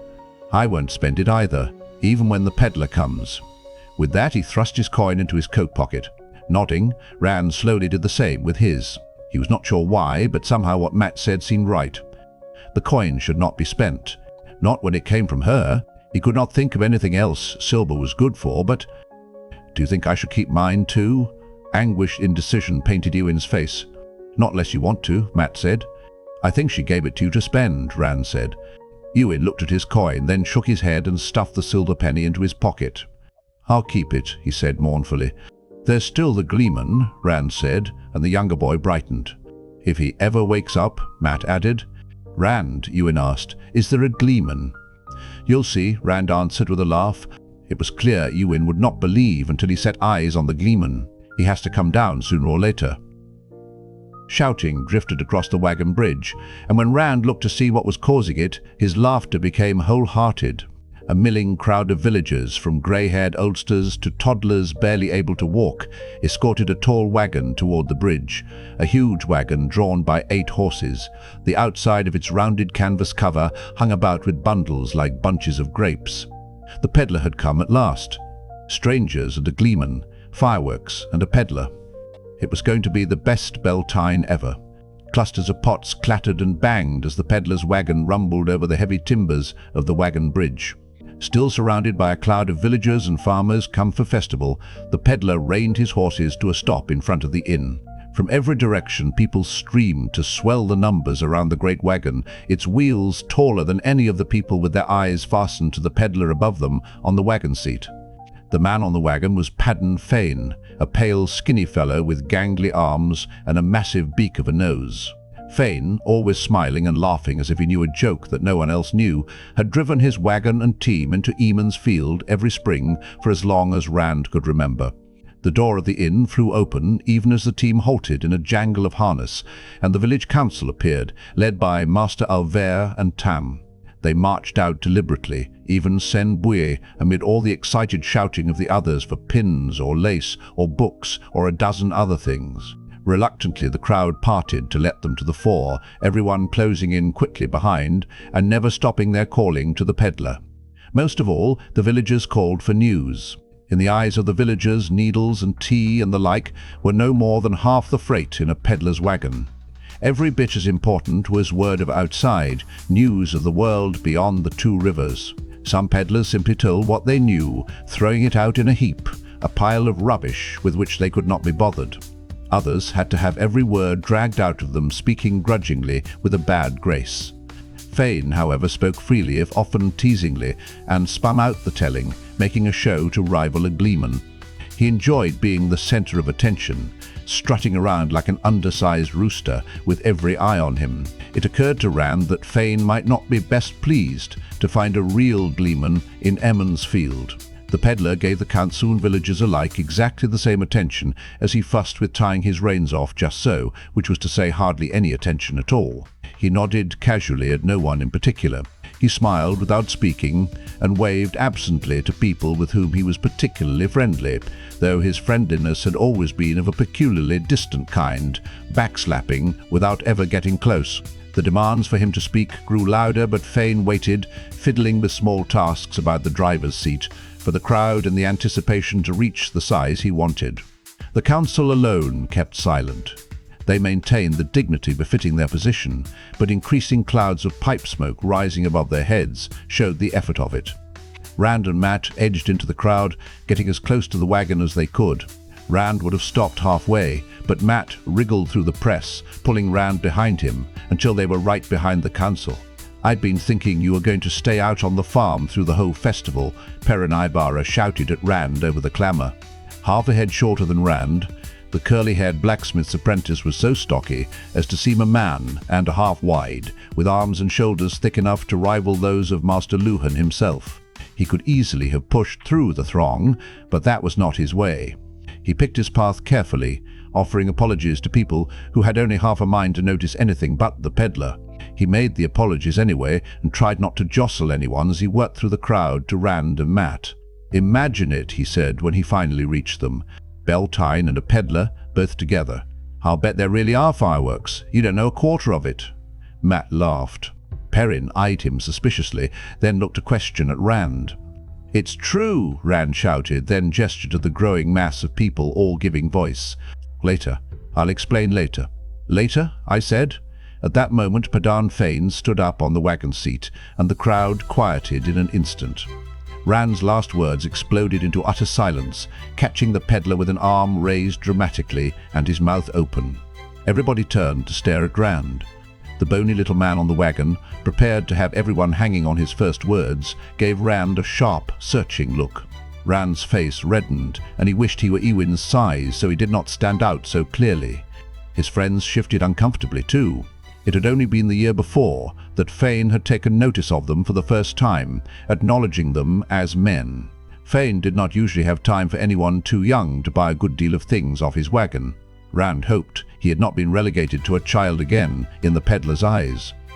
With a loud harumph, Fane tugged at his heavy cloak. "No, not later," the peddler declaimed, once more throwing up a hand grandly. "I will be telling you now." As he spoke, he made broad gestures, casting his words over the crowd. "You are thinking you have had troubles in the two rivers, are you? Well, all the world has troubles, from the Great Blight south to the Sea of Storms, from the Arif Ocean in the west to the Isle Waste in the east, and even beyond. The winter was harsher than you've ever seen before, cold enough to gel your blood and crack your bones. Ah? Winter was cold and harsh everywhere. In the borderlands they'd be calling your winter spring. But spring does not come, you say. Wolves have killed your sheep. Perhaps wolves have attacked men. Is that the way of it? Well now, spring is late everywhere. There are wolves everywhere, all hungry for any flesh they can sink a tooth into, be it sheep or cow or man. But there are things worse than wolves or winter. There are those who would be glad to have only your little troubles. He paused expectantly. What could be worse than wolves killing sheep and men? Sen-Bue demanded. Others muttered in support. Men killing men. The peddler's reply, in portentous tones, brought shocked murmurs that increased as he went on. It is war, I mean. There is war in Ghealdan, war and madness. The snows of the Darlin forest are red with the blood of men. Ravens and the cries of ravens fill the air. Armies march to Ghealdan. Nations, great houses and great men send their soldiers to fight. War? Master Orvir's mouth fit awkwardly around the unfamiliar word. No one in the Two Rivers had ever had anything to do with a war. Why are they having a war? Fane grinned, and Rand had the feeling he was mocking the villagers' isolation from the world and their ignorance. The peddler leaned forward as if he were about to impart a secret to the mayor, but his whisper was meant to carry and did. The standard of the dragon has been raised, and men flock to oppose. And to support. One long gasp left every throat together, and Rand shivered in spite of himself. The dragon, someone moaned. The Dark One's loose in Ghealdan. Not the Dark One, Haral Luhan growled. The dragon's not the Dark One. And this is a false dragon, anyway. Let's hear what Master Fane has to say, the mayor said, but no one would be quieted that easily. People cried out from every side, men and women shouting over one another. Just as bad as the Dark One. The dragon broke the world, didn't he? He started it. He caused the time of madness. You know the prophecies. When the dragon is reborn, your worst nightmares will seem like your fondest dreams. He's just another false dragon. He must be. What difference does that make? You remember the last false dragon. He started a war, too. Thousands died, isn't that right, Fane? He laid siege to Ilion. It's evil times. No one claiming to be the dragon reborn for 20 years, and now 3 in the last 5 years. Evil times. Look at the weather. Rand exchanged looks with Mat and Perrin. Mat's eyes shone with excitement, but Perrin wore a worried frown. Rand could remember every tale he had heard about the men who named themselves the Dragon Reborn, and if they had all proven themselves false, dragons by dying or disappearing without fulfilling any of the prophecies, what they had done was bad enough. Whole nations torn by battle, and cities and towns put to the torch. The dead fell like autumn leaves, and refugees clogged the roads like sheep in a pen. So the peddlers said, and the merchants, and no one in the Two Rivers with any sense doubted it. The world would end, so some said, when the real dragon was born again. Stop this, the mayor shouted. Quiet. Be quiet. Stop working yourselves to a lather out of your own imaginations. Let Master Fane tell us about this false dragon. The people began to quieten, but Sen-Bue refused to be silent. Is this a false dragon? The Thatcher asked sourly. Master Orvir blinked as if taken by surprise, then snapped, Don't be no fool, Sen. But Sen had kindled the crowd again. He can't be the dragon reborn. Light help us, he can't be. You old fool, Bowie. You want bad luck, don't you? Be naming the Dark One next. You're taken by the dragon, Sen-Bue. Trying to bring us all harm. Sen looked around defiantly, trying to stare down the glowers, and raised his voice. I didn't hear Fane say this was a false dragon. Did you? Did you? Use your eyes. Where are the crops that should be knee-high or better?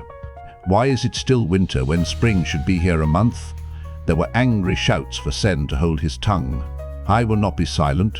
I've no liking for this talk either, but I won't hide my head under a basket till a Terran ferryman comes to cut my throat. And I won't dangle on Fane's pleasure, not this time. Speak it out plain, peddler. What have you heard? Eh? Is this man a false dragon? If Fane was perturbed by the news he brought or the upset he had caused, he gave no sign of it. He merely shrugged and laid a skinny finger alongside his nose. As to that now, who can say until it is over and done? He paused with one of his secretive grins, running his eyes over the crowd as if imagining how they would react and finding it funny. I do know, he said too casually, that he can wield the one power. The others couldn't, but he can channel. The ground opens beneath his enemy's feet, and strong walls crumble at his shout. Lightning comes when he calls and strikes where he points. That I've heard, and from men I believe. A stunned silence fell. Rand looked at his friends. Perrin seemed to be seeing things he did not like, but Matt still looked excited. Tam, his face only a little less composed than usual, drew the mare close, but before he could speak, Ewan Fingar burst out. He'll go mad and die. In the stories, men who channel the power always go mad and then waste away and die. Only women can touch it. Doesn't he know that? He ducked under a cuff from Master Bui. Enough of that from you, boy. Sen shook a gnarled fist in Ewan's face. Show a proper respect and leave this to your elders. Get away with you? Hold steady, Sen, Tam growled. The boy's just curious. There's no need of this foolishness from you. Act your age, Bran added. And for once remember you're a member of the council. Sen's wrinkled face grew darker with every word from Tam and the mare, until it was almost purple. You know what kind of women he's talking about. Stop frowning at me, Luhan, and you too, Craw. This is a decent village of decent folk, and it's bad enough to have Fane here talking about false dragons using the power without this dragon-possessed fool of a boy bringing Aes Sedai into it. Some things just shouldn't be talked about, and I don't care if you will be letting that fool Gleeman tell any kind of tale he wants. It isn't right or decent. I never saw or heard or smelled anything that couldn't be talked about, Tam said, but Fane was not finished. The Aes Sedai are already into it, the peddler spoke up. A party of them has ridden south from Tar Valon. Since he can wield the power, none but Aes Sedai can defeat him for all the battles they fight or deal with him once he's defeated. If he is defeated. Someone in the crowd moaned aloud, and even Tam and Bran exchanged uneasy frowns. Huddles of villagers clumped together, and some pulled their cloaks tighter around themselves, though the wind had actually lessened. Of course he'll be defeated, someone shouted. They're always beaten in the end, false dragons. He has to be defeated, doesn't he? What if he isn't? Tam had finally managed to speak quietly into the mayor's ear, and Bran, nodding from time to time and ignoring the hubbub around them, waited until he was finished before raising his own voice. All of you listen. Be quiet and listen. The shouting died to a murmur again. This goes beyond mere news from outside. It must be discussed by the village council. Master Fane, if you would join us inside the inn, we have questions to ask. A good mug of hot mulled wine would not go far amiss with me just now, the peddler replied with a chuckle. He jumped down from the wagon, dusted his hands on his coat, and cheerfully righted his cloak. Will you be looking after my horses, if you please? I want to hear what he has to say. More than one voice was raised in protest. You can't take him off. My wife sent me to buy pins. That was Wit Conger. He hunched his shoulders at the stairs. Some of the others gave him, but he held his ground. We've a right to ask questions too, somebody back in the crowd shouted. Aye, be silent, the mayor roared, producing a startled hush. When the council has asked its questions, Master Fane will be back to tell you all his news, and to sell you his pots and pins. Ooh. Well, Tad, stable Master Fane's horses. Tam and Bran moved in on either side of the peddler, the rest of the council gathered behind them, and the whole cluster swept into the Wine Spring Inn, firmly shutting the door in the faces of those who tried to crowd inside after them. Pounding on the door brought only a single shout from the mayor. Go home! People milled around in front of the inn, muttering about what the peddler had said, and what it meant, and what questions the council was asking, and why they should be allowed to listen and ask questions of their own. Some peered in through the front windows of the inn, and a few even questioned Hugh and Tad, though it was far from clear what they were supposed to know. The two stolid stablemen just grunted in reply, and went on methodically removing the team's harness. One by one they led Fane's horses away and, when the last was gone, did not return. Rand ignored the crowd. He took a seat on the edge of the old stone foundation, gathered his cloak around him, and stared at the inn door. Kialdan. Tar Valon. The very names were strange and exciting. They were places he knew only from peddlers' news, and tales told by merchants' guards. Aes Sedai, and wars and false dragons, those were the stuff of stories told late at night in front of the fireplace, with one candle making strange shapes on the wall and the wind howling against the shutters. On the whole, he believed he would rather have blizzards and wolves. Still, it must be different out there beyond the two rivers, like living in the middle of a gleeman's tale. An adventure. One long adventure. A whole lifetime of it. Slowly the villagers dispersed, still muttering and shaking their heads. Whitconger paused to stare into the now abandoned wagon as though he might find another peddler hidden inside. Finally, only a few of the younger folk were left. Matt and Perrin drifted over to where Rand sat. "I don't see how the Gleeman could beat this," Matt said excitedly. "I wonder if we might get to see this false dragon." Perrin shook his shaggy head. "I don't want to see him. Somewhere else maybe, but not in the Two Rivers. Not if it means war. Not if it means Aes Sedai here either," Rand added. "Or have you forgotten who caused the breaking? The dragon may have started it, but it was Aes Sedai who actually broke the world." "I heard a story once," Matt said slowly, "from a wool buyer's guard. He said the dragon would be reborn in mankind's greatest hour of need and save us all." "Well, he was a fool if he believed that," Perrin said firmly. "And you were a fool to listen." He did not sound angry, he was slow to anger. But he sometimes got exasperated with Matt's quicksilver fancies, and there was a touch of that in his voice. I suppose he claimed we'd all live in a new age of legends afterwards, too. "I didn't say I believed it," Matt protested. "I just heard it. Nynaeve did too, and I thought she was going to skin me and the guard both," he said. "The guard did that a lot of people do believe, only they're afraid to say so, afraid of the Aes Sedai or the Children of the Light." He wouldn't say any more after Nynaeve lit into us. She told the merchant, and he said it was the guard's last trip with him. "A good thing too," Perrin said. "The dragon going to save us. Sounds like Coplin talk to me. What kind of need would be great enough that we'd want the dragon to save us from it?" Rand mused. "As well ask for help from the Dark One." "He didn't say," Matt replied uncomfortably. "And he didn't mention any new age of legends. He said the world would be torn apart by the dragon's coming." "That would surely save us," Perrin said dryly. "Another breaking." "Burn me," Matt growled. "I'm only telling you what the guards said." Perrin shook his head. "I just hope the Aes Sedai and this dragon, false or not, stay where they are. Maybe that way the Two Rivers will be spared." "You think they're really dark friends?" Matt was frowning thoughtfully. "Who?" Rand asked. "Aes Sedai." Rand glanced to Perrin, who shrugged. "The stories," he began slowly, but Matt cut him off. "Not all the stories say they serve the Dark One, Rand." "Light, Matt," Rand said. "They caused the breaking. What more do you want, I suppose?" Matt sighed, but the next moment he was grinning again. "Old Billy Conger says they don't exist. Aes Sedai, dark friends. Says they're just stories. He says he doesn't believe in the Dark One either," Perrin snorted. Coplin talked from a Conger. "What else can you expect? Old Billy named the Dark One. I'll bet you didn't know that." "Light," Rand breathed. Matt's grin broadened. "It was last spring, just before the cutworm got into his fields and nobody else's. Right before everybody in his house came down with yellow eye fever. I heard him do it. He still says he doesn't believe, but whenever I ask him to name the Dark One now, he throws something at me. You're just stupid enough to do that, aren't you, Matrim Cawthon?"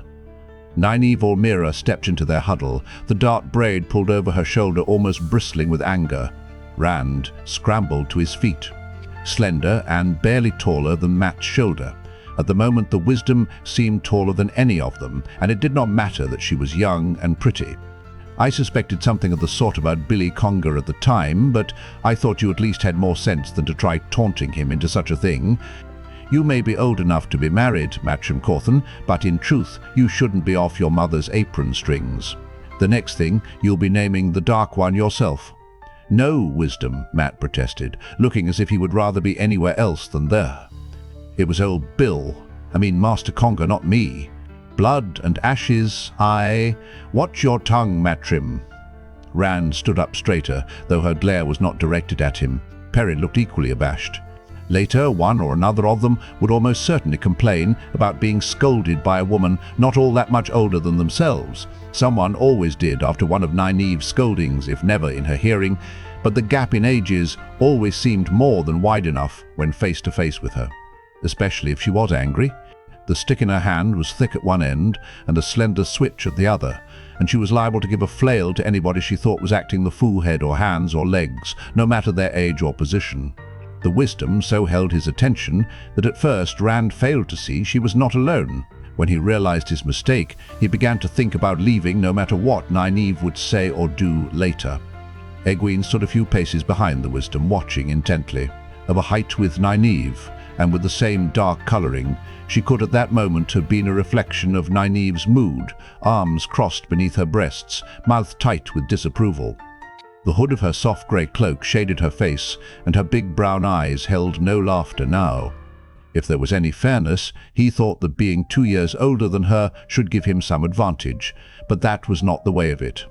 At the best of times, he was never very nimble with his tongue when talking to any of the village girls, not like Perrin, but whenever Egwene gave him that intent look, with her eyes as wide as they would go, as if every last ounce of her attention was on him, he just could not seem to make the words go where he wanted.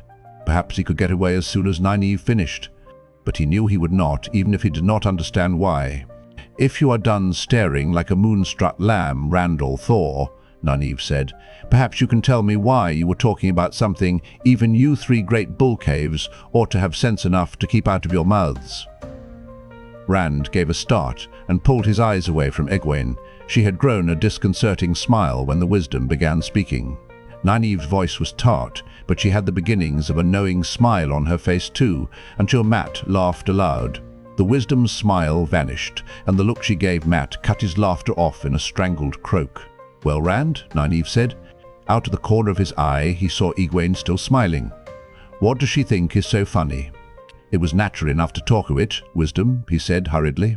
"The peddler, Padden Fane, and Fane, Master Fane, brought news of a false dragon in Ghealdan, and a war, and Aes Sedai. The council thought it was important enough to talk to him. What else would we be talking about?" Nynaeve shook her head. "So that's why the peddler's wagon stands abandoned. I heard people rushing to meet it, but I couldn't leave Mistress Eileen till her fever broke." "The council is questioning the peddler about what's happening in Ghealdan, are they? If I know them, they're asking all the wrong questions and none of the right ones. It will take the women's circle to find out anything useful." Settling her cloak firmly on her shoulders, she disappeared into the inn. Egwene did not follow the wisdom. As the inn door closed behind Nynaeve, the younger woman came to stand in front of Rand. The frowns were gone from her face, but her unblinking stare made him uneasy. He looked to his friends, but they moved away, grinning broadly as they abandoned him. "You shouldn't let Mat get you mixed up in his foolishness, Rand," Egwene said, as solemn as a wisdom herself. Then abruptly she giggled. "I haven't seen you look like that since Senbui caught you and Mat up in his apple trees when you were 10. He shifted his feet and glanced at his friends. They stood not far away, Mat gesturing excitedly as he talked. "Will you dance with me tomorrow?" That was not what he had meant to say. He did want to dance with her, but at the same time he wanted nothing so little as the uncomfortable way he was sure to feel while he was with her. The way he felt right then. Then the corners of her mouth quirked up in a small smile. "In the afternoon," she said. "I will be busy in the morning." From the others came Perrin's exclamation. "A gleeman!" Egwene turned toward them, but Rand put a hand on her arm. "Try? Busy? How?" Despite the chill, she pushed back the hood of her cloak and with apparent casualness pulled her hair forward over her shoulder. The last time he had seen her, her hair had hung in dark waves below her shoulders, with only a red ribbon keeping it back from her face. Now it was worked into a long braid. He stared at that braid as if it were a viper, then stole a glance at the spring pole, standing alone on the green now, ready for tomorrow. In the morning, unmarried women of marriageable age would dance the pole. He swallowed hard. Somehow, it had never occurred to him that she would reach marriageable age at the same time that he did. "Just because someone is old enough to marry," he muttered, "doesn't mean they should. Not right away, of course not. Or ever, for that matter." Rand blinked. "Ever? A wisdom almost never marries. Nynaeve has been teaching me, you know. She says I have a talent, that I can learn to listen to the wind. Nynaeve says not all wisdoms can, even if they say they do." "Wisdom!" he hooted. He failed to notice the dangerous glint in her eye. "Nynaeve will be wisdom here for another 50 years at least, probably more." "Are you going to spend the rest of your life as her apprentice?" "There are other villages," she replied heatedly. "Nynaeve says the villages north of the Tarren always choose a wisdom from away. They think it stops her from having favorites among the village folk." His amusement melted as fast as it had come. Outside the two rivers? I'd never see you again, and you wouldn't like that.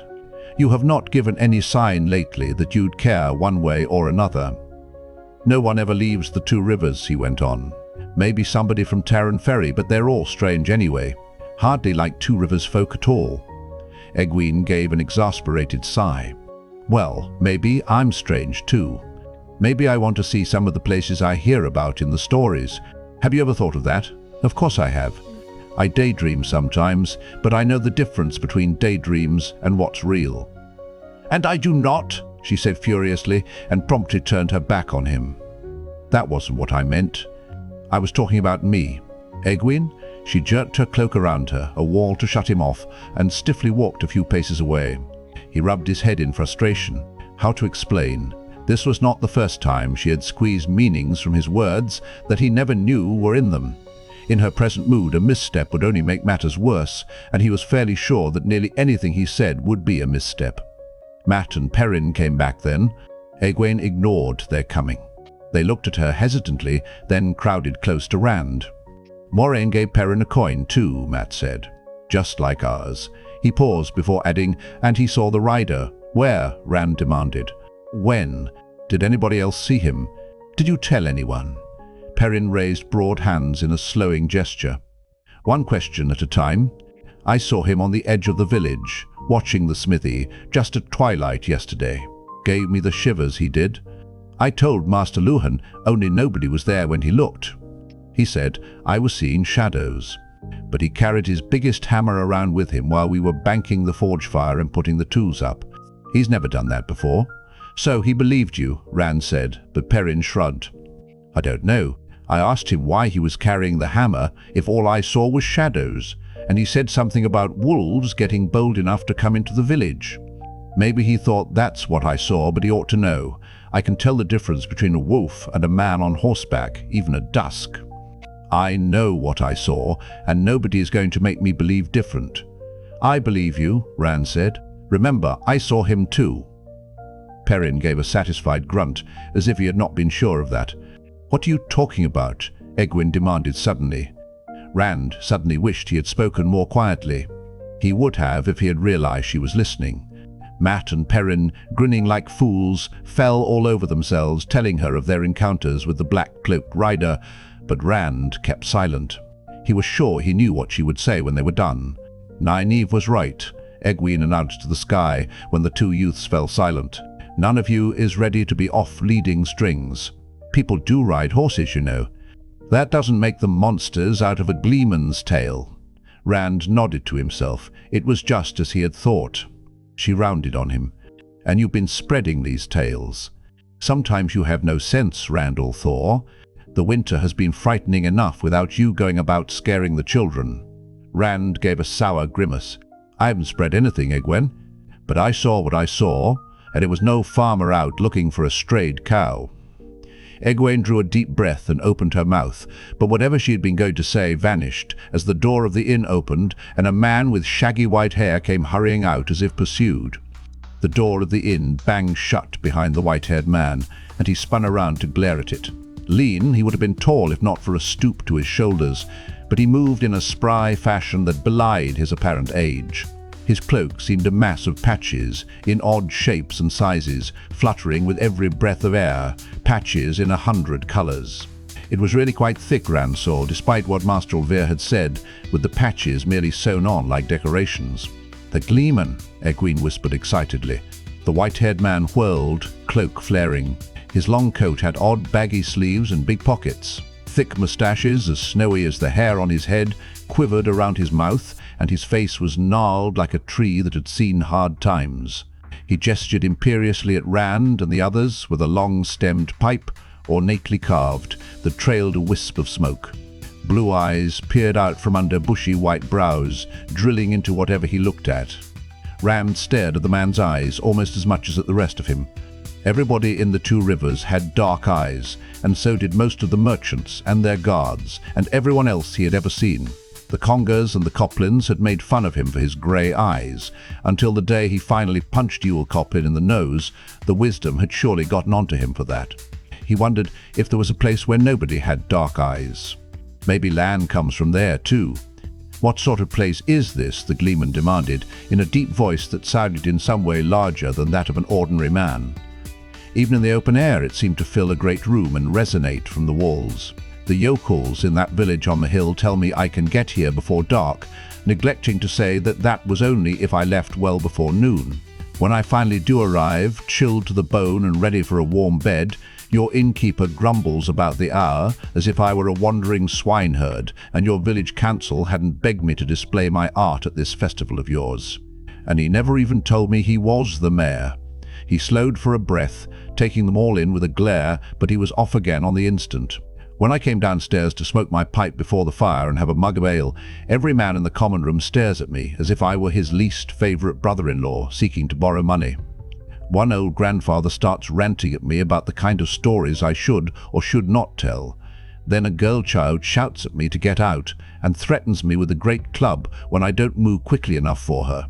Who ever heard of treating a gleeman so? Egwene's face was a study, her goggle-eyed amaze at a gleeman in the flesh, marred by a desire to defend Nynaeve. "Your pardon, Master Gleeman," Rand said. He knew he was grinning foolishly himself. "That was our wisdom, and that pretty little slip of a girl," the gleeman exclaimed. "A village wisdom? Why, at her age she should better be flirting with the young men than foretelling the weather and curing the sick." Rand shifted uncomfortably. He hoped Nynaeve never overheard the man's opinion, at least not until he had done with his performing. Perrin winced at the gleeman's words, and Mat whistled soundlessly, as if both had had the same thought as he had. "The men were the village council," Rand went on. "I'm sure they intended no discourtesy. You see, we just learned there's a war in Geldan, and a man claiming to be the dragon Reborn. A false dragon. Aes Sedai are riding there from Tar Valon. The council is trying to decide if we might be in danger here. Old news, even in Berlon," the gleeman said dismissively, "and that is the last place in the world to hear anything." He paused, looking around the village, and dryly added, "Almost the last place." Then his eyes fell on the wagon in front of the inn, standing alone now, with its shafts on the ground. "Though, I thought I recognized Paden Fane in there." His voice was still deep, but the resonance had gone, replaced by scorn. Fane was always one to carry bad news quickly, and the worse, the faster. "There's more raven in him than man. Master Fane has come often to Emond's Field, Master Gleeman," Egwene said, a hint of disapproval finally breaking through her delight. "He is always full of laughter, and he brings much more good news than bad." The gleeman eyed her for a moment, then smiled broadly. "Now you're a lovely lass. You should have rosebuds in your hair. Unfortunately, I cannot pull roses from the air, not this year, but how would you like to stand beside me tomorrow for a part of my performance? Hand me my flute when I want it, and certain other apparatus.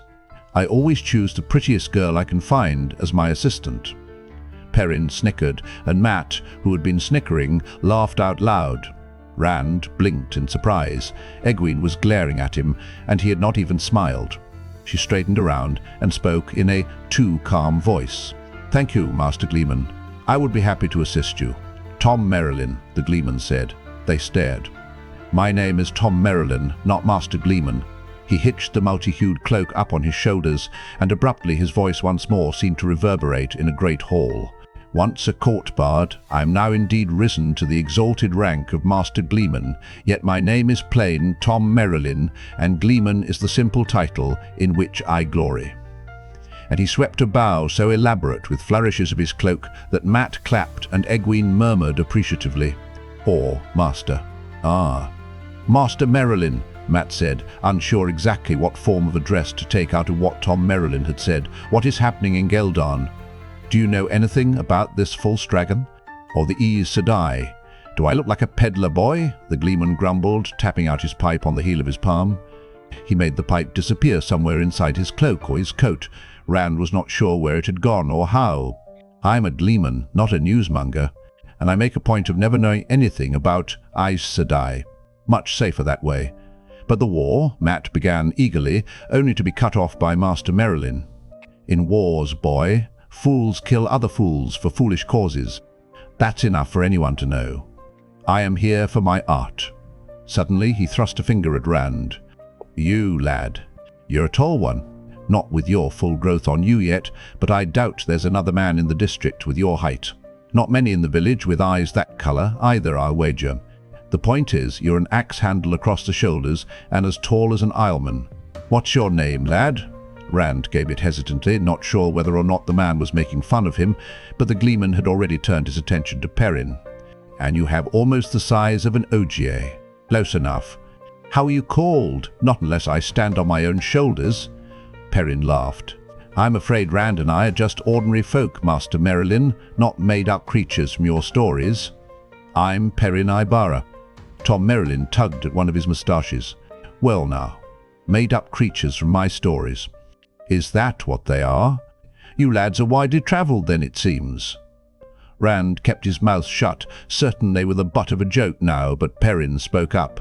We've all of us been as far as Watch Hill and Devon Ride. Not many around here have gone as far. He was not boasting, Perrin seldom did. He was just telling the truth. We've all seen the mire too, Matt added, and he did sound boastful. That's the swamp at the far end of the Waterwood. Nobody at all goes there. It's full of quicksands and bogs except us.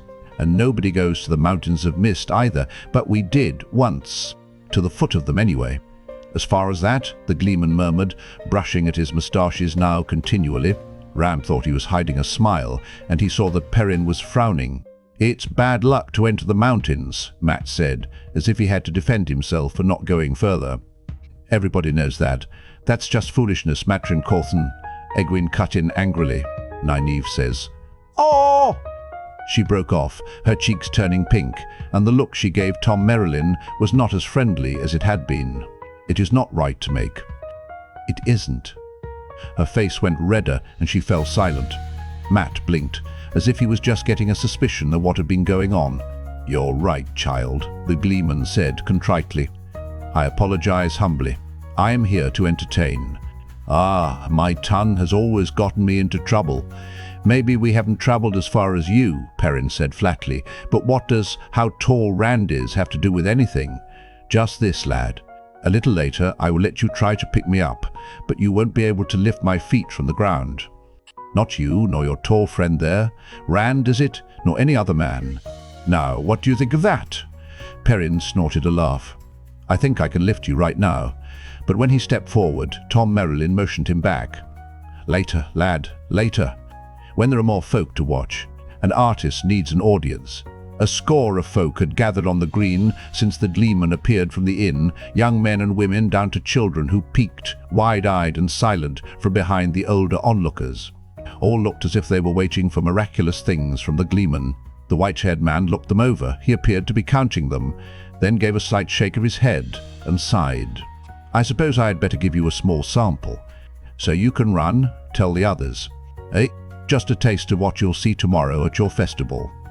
He took a step back and suddenly leaped into the air, twisting and somersaulting to land facing them atop the old stone foundation. More than that, 3 balls, red, white and black, began dancing between his hands even as he landed. A soft sound came from the watchers, half astonishment, half satisfaction. Even Rand forgot his irritation. He flashed Egwene a grin and got a delighted one in return, then both turned to stare unabashedly at the gleeman. You want stories, Tom Merrilin declaimed. I have stories, and I will give them to you. I will make them come alive before your eyes. A blue ball joined the others from somewhere, then a green one and a yellow. Tales of great wars and great heroes for the men and boys.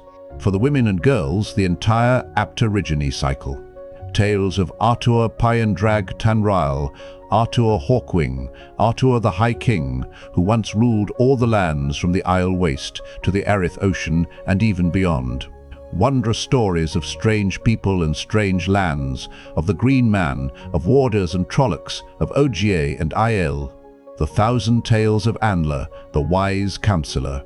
Jaime the Giant Slayer, how Susa tamed Jane Fastrider.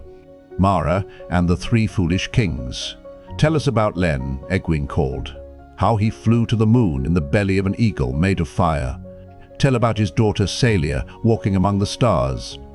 Rand looked at her out of the corner of his eye, but she seemed intent on the gleeman. She had never liked stories about adventures and long journeys. Her favorites were always the funny ones, or stories about women outwitting people who were supposed to be smarter than everyone else. He was sure she had asked for tales about Len and Salia to put a burr under his shirt. Surely she could see the world outside was no place for Two Rivers folk. Listening to tales of adventures, even dreaming about them, was one thing. Having them take place around you would be something else again. Old stories, those, Tom Merrilin said, and abruptly he was juggling 3 colored balls with each hand. Stories from the age before the age of legends, some say, perhaps even older. But I have all stories, mind you now, of ages that were and will be. Ages when men ruled the heavens and the stars, and ages when man roamed as brother to the animals. Ages of wonder and ages of horror. Ages ended by fire raining from the skies, and ages doomed by snow and ice covering land and sea. I have all stories, and I will tell all stories. Tales of Mosk the Giant, with his lance of fire that could reach around the world, and his wars with Elsbeth, the Queen of all. Tales of Mutteries the Healer, mother of the wondrous Ind.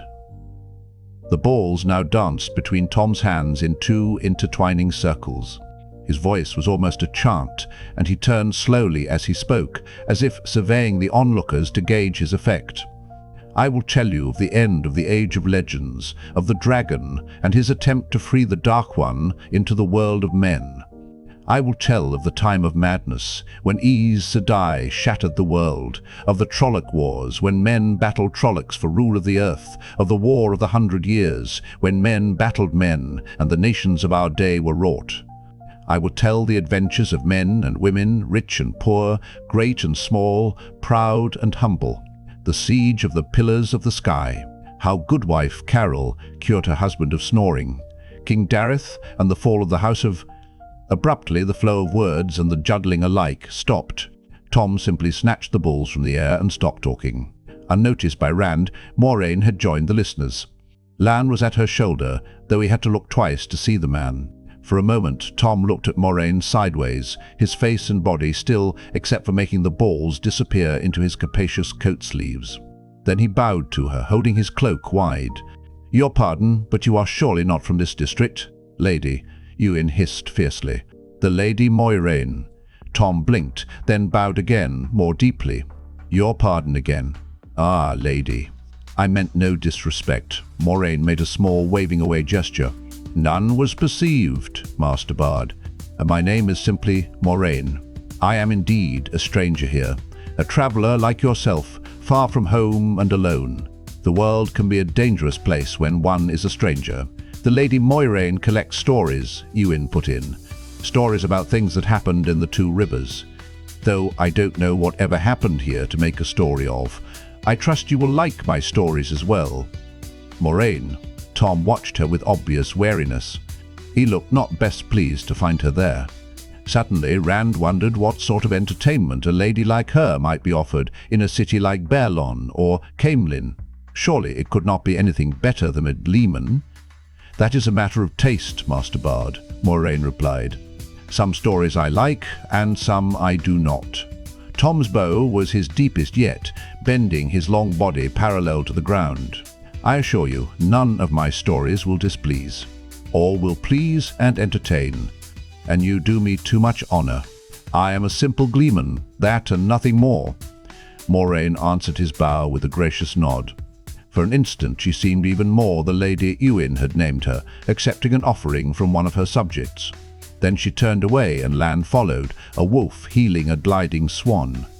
Tom stared after them, bushy brows drawn down, stroking his long moustaches with a knuckle until they were halfway up the green.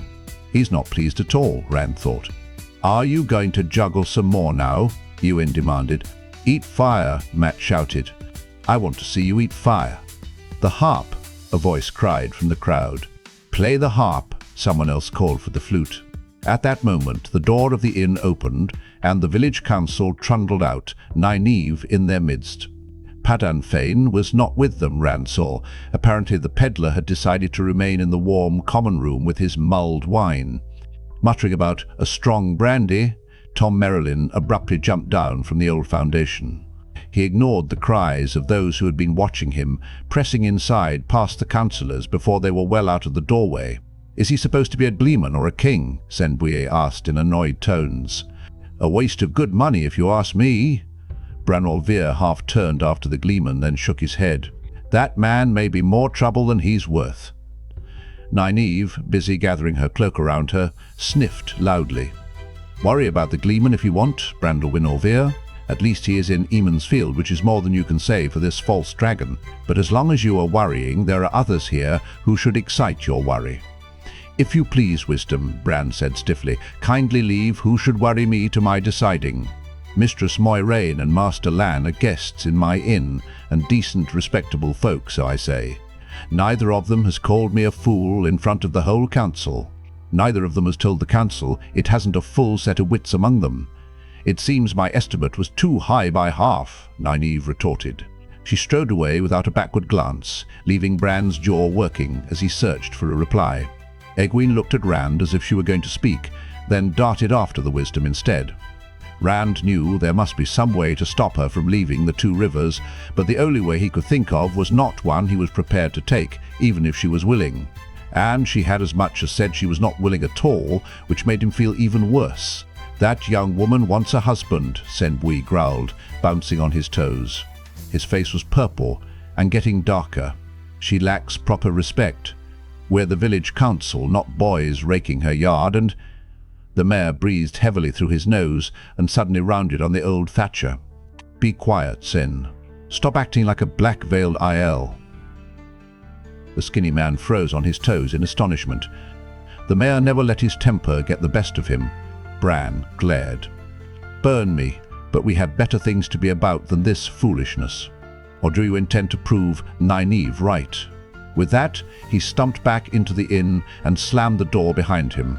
The council members glanced at Sen, then moved off in their separate directions.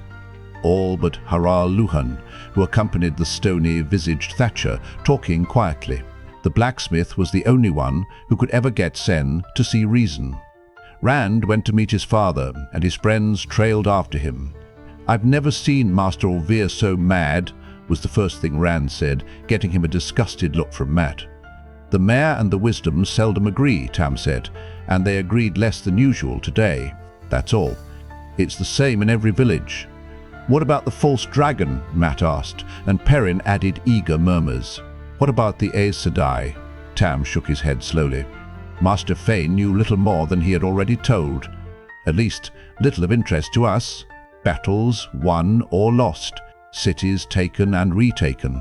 All in Ghealdan, thank the light. It hasn't spread, or had not the last Master Fane knew.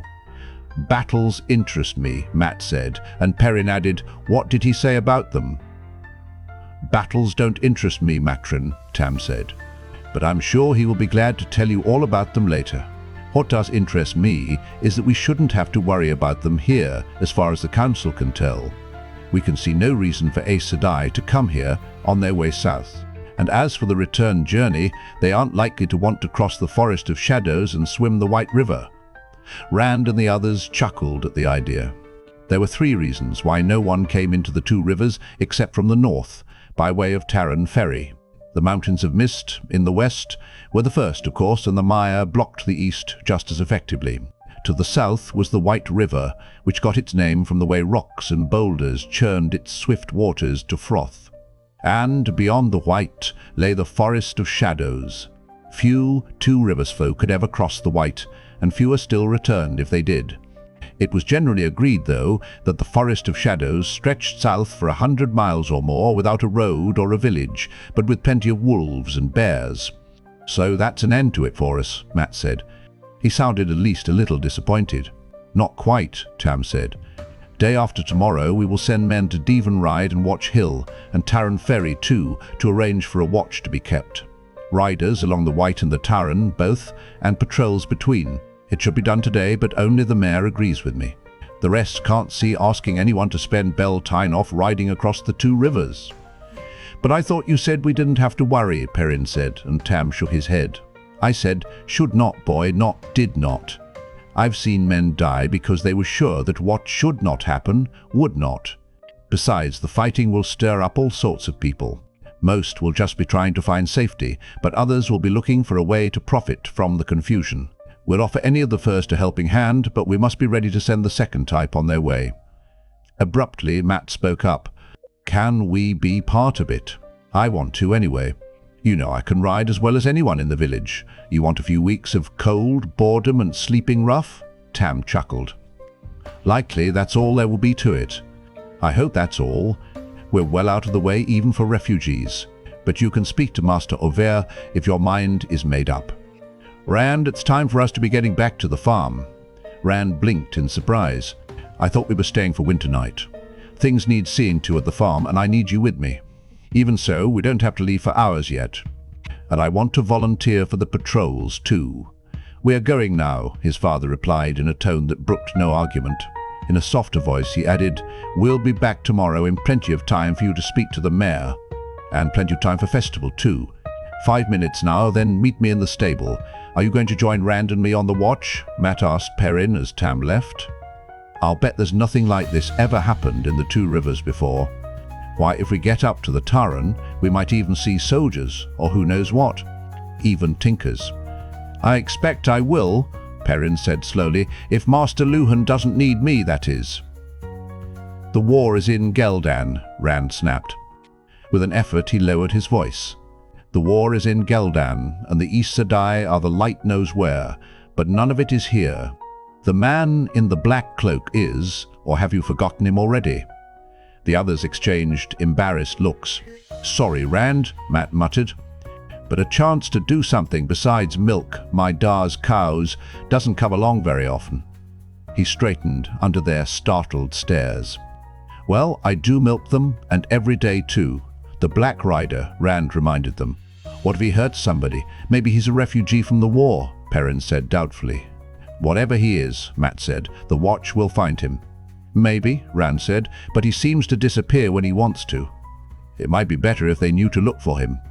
"We'll tell Master Auvert when we volunteer for the patrols," Matt said. "He'll tell the council, and they'll tell the watch." "The council?" Perrin said incredulously. "We'd be lucky if the mayor didn't laugh out loud. Master Luhan and Rand's father already think the two of us are jumping at shadows." Rand sighed. "If we're going to do it, we might as well do it now. He won't laugh any louder today than he will tomorrow." "Maybe," Perrin said with a sidelong glance at Matt, "we should try finding some others who've seen him. We'll see just about everybody in the village tonight." Matt's scowl deepened, but he still did not say anything. All of them understood that Perrin meant they should find witnesses who were more reliable than Matt. "He won't laugh any louder tomorrow," Perrin added when Rand hesitated. "And I'd just as soon have somebody else with us when we go to him. Half the village would suit me fine." Rand nodded slowly. He could already hear Master Auvert laughing. More witnesses certainly could not hurt, and if 3 of them had seen the fellow, others had to have too. They must have. "Tomorrow then. You two find whoever you can tonight, and tomorrow we go to the mayor. After that—" They looked at him silently, no one raising the question of what happened if they could not find anyone else who had seen the black-cloaked man. The question was clear in their eyes, though, and he had no answer. He sighed heavily. "I'd better go now. My father will be wondering if I fell into a hole." Followed by their goodbyes, he trotted around to the stable yard where the high-wheeled cart stood propped on its shafts. The stable was a long, narrow building, topped by a high-peaked thatched roof. Stalls, their floors covered with straw, filled both sides of the dim interior, lit only by the open double doors at either end. The peddlers' team munched their oats in 8 stalls, and Master Auvert's massive Durans, the team he hired out when farmers had hauling beyond the abilities of their own horses, filled 6 more, but only 3 others were occupied. Rand thought he could match up horse and rider with no trouble. The tall, deep-chested black stallion that swung up his head fiercely had to be Lan's. The sleek white mare with an arched neck, her quick steps as graceful as a girl dancing even in the stall, could only belong to Moiraine.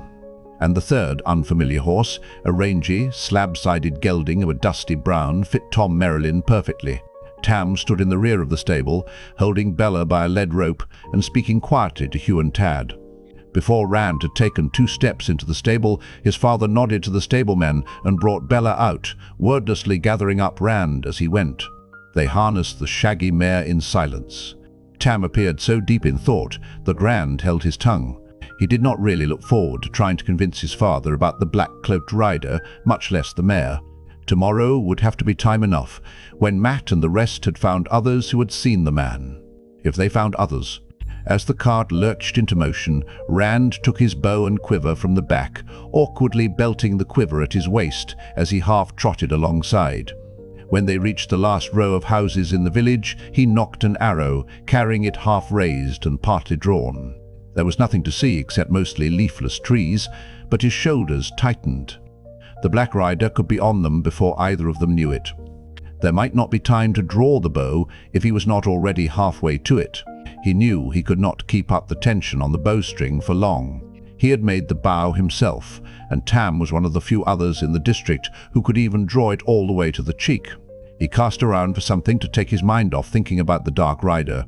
Surrounded by the forest, their cloaks flapping in the wind, it was not easy. "Father," he said finally, "I don't understand why the council had to question Padan Thane." With an effort, he took his eyes off the woods and looked across Bella at Tam.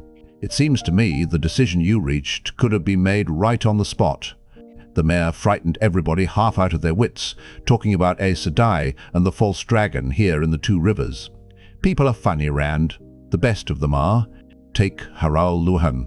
Master Luhan is a strong man, and a brave one, but he can't bear to see butchering done. Turns pale as a sheet. What does that have to do with anything? Everybody knows Master Luhan can't stand the sight of blood, and nobody but the Coplins and the Congers thinks anything of it. Just this, lad. People don't always think or behave the way you might believe they would. Those folk back there.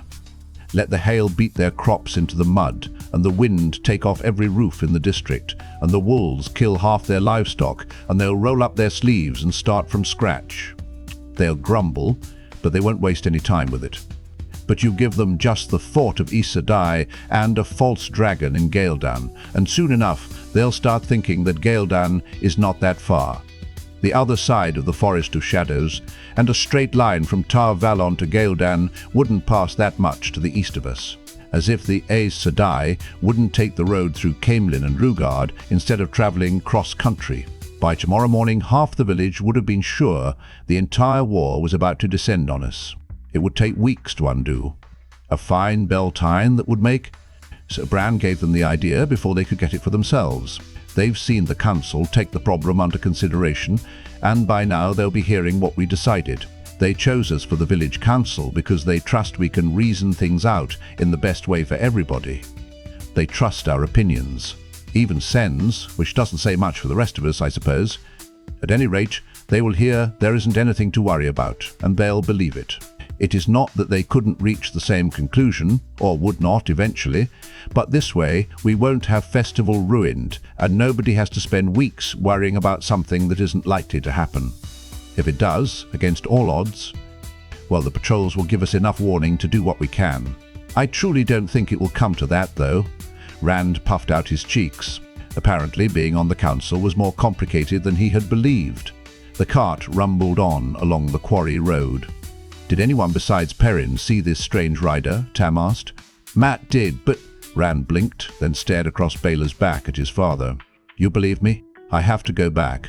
I have to tell them." Tam's shout halted him as he turned to run back to the village. "Hold, lad, hold. Do you think I waited this long to speak for no reason?"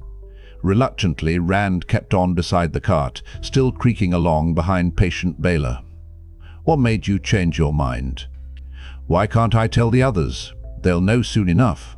At least Perrin will. Matt, I'm not sure of. Word must be gotten to the farms as best it can. But in another hour there won't be anyone in Emond's field above 16. Those who can be responsible about it at least, who doesn't know a stranger is skulking around, and likely not the sort you would invite to festival. The winter has been bad enough without this to scare the young ones." "Festival?" Rand said. "If you had seen him, you wouldn't want him closer than 10 miles. 100, maybe?" "Perhaps so," Tam said placidly. "He could be just a refugee from the troubles in Ghealdan, or more likely a thief who thinks the pickings will be easier here than in Baerlon or Taran Ferry. Even so, no one around here has so much they can afford to have it stolen. If the man is trying to escape the war, well, that's still no excuse for scaring people. Once the watch is mounted, it should either find him or frighten him off. I hope it frightens him off. But why do you believe me now when you didn't this morning? I had to believe my own eyes then, lad, and I saw nothing. Tam shook his grizzled head. Only young men see this fellow, it seems. When Harol Luhan mentioned Perrin jumping shadows, though, it all came out. John Thane's oldest son saw him too, and so did Samuel Craw's boy, Bandry. Well, when 4 of you say you've seen a thing, and solid lads, all we start thinking, maybe it's there, whether we can see it or not. All except Sen, of course. Anyway, that's why we're going home. With both of us away, this stranger could be up to any kind of mischief there. If not for festival, I wouldn't come back tomorrow either. But we can't make ourselves prisoners in our own homes just because this fellow is lurking about. I didn't know about Ban or Lem, Rand said. The rest of us were going to the mayor tomorrow, but we were worried he wouldn't believe us either. Grey hairs don't mean our brains have curdled, Tam said dryly. So you keep a sharp eye. Maybe I'll catch sight of him too, if he shows up again. Rand settled down to do just that. He was surprised to realize that his step felt lighter. The knots were gone from his shoulders. He was still scared, but it was not so bad as it had been. Tam and he were just as alone on the quarry road as they had been that morning, but in some way he felt as if the entire village were with them. That others knew and believed made all the difference. There was nothing the black-cloaked horseman could do that the people of Emond's Field could not handle together. The sun stood halfway down from its noonday high by the time the cart reached the farmhouse. It was not a big house, not nearly so large as some of the sprawling farmhouses to the east, dwellings that had grown over the years to hold entire families. In the 2 rivers that often included 3 or 4 generations under one roof, including aunts, uncles, cousins and nephews. Tam and Rand were considered out of the ordinary, as much for being 2 men living alone as for farming in the Westwood. Here most of the rooms were on one floor, a neat rectangle with no wings or additions. 2 bedrooms and an attic storeroom fitted up under the steeply sloped thatch. If the whitewash was all but gone from the stout wooden walls after the winter storms, the house was still in a tidy state of repair, the thatch tightly mended and the doors and shutters well hung and snug fitting. House, barn and stone sheep pen formed the points of a triangle around the farmyard, where a few chickens had ventured out to scratch at the cold ground. An open shearing shed and a stone dipping trough stood next to the sheep pen. Hard by the fields between the farmyard and the trees loomed the tall cone of a tight-walled curing shed. Few farmers in the 2 rivers could make do without both wool and tabach to sell when the merchants came. When Rand took a look in the stone pen, the heavy-horned herd ram looked back at him, but most of the black-faced flock remained placidly where they lay or stood with their heads in the feed trough. Their coats were thick and curly, but it was still too cold for shearing. I don't think the black-cloaked man came here, Rand called to his father, who was walking slowly around the farmhouse, spear held at the ready, examining the ground intently. The sheep wouldn't be so settled if that one had been around. Tam nodded but did not stop. When he had made a complete circuit of the house, he did the same around the barn and the sheep pen, still studying the ground. He even checked the smokehouse and the curing shed. Drawing a bucket of water from the well, he filled a cupped hand, sniffed the water and gingerly touched it with the tip of his tongue. Abruptly he barked a laugh, then drank it down in a quick gulp. I suppose he didn't, he told Rand, wiping his hand on his coat front. All this about men and horses I can't see or hear just makes me look crossways at everything. He emptied the well water into another bucket and started for the house, the bucket in one hand and his spear in the other. I'll start some stew for supper. And as long as we're here, we might as well get caught up on a few chores. Rand grimaced, regretting winter night in Emond's Field. But Tam was right. Around a farm, the work never really got done. As soon as one thing was finished, 2 more always needed doing. He hesitated about it, but kept his bow and quiver close at hand. If the Dark Rider did appear, he had no intention of facing him with nothing but a hoe. First was stabling Bela. Once he had unharnessed her and put her into a stall in the barn next to their cow, he set his cloak aside and rubbed the mare down with handfuls of dry straw, then curried her with a pair of brushes. Climbing the narrow ladder to the loft, he pitched down hay for her feed. He fetched a scoopful of oats for her as well, though there was little enough left, and might be no more for a long while unless the weather warmed soon. The cow had been milked that morning before first light, giving a quarter of her usual yield. She seemed to be drying up as the winter hung on. Enough feed had been left to see the sheep for 2 days.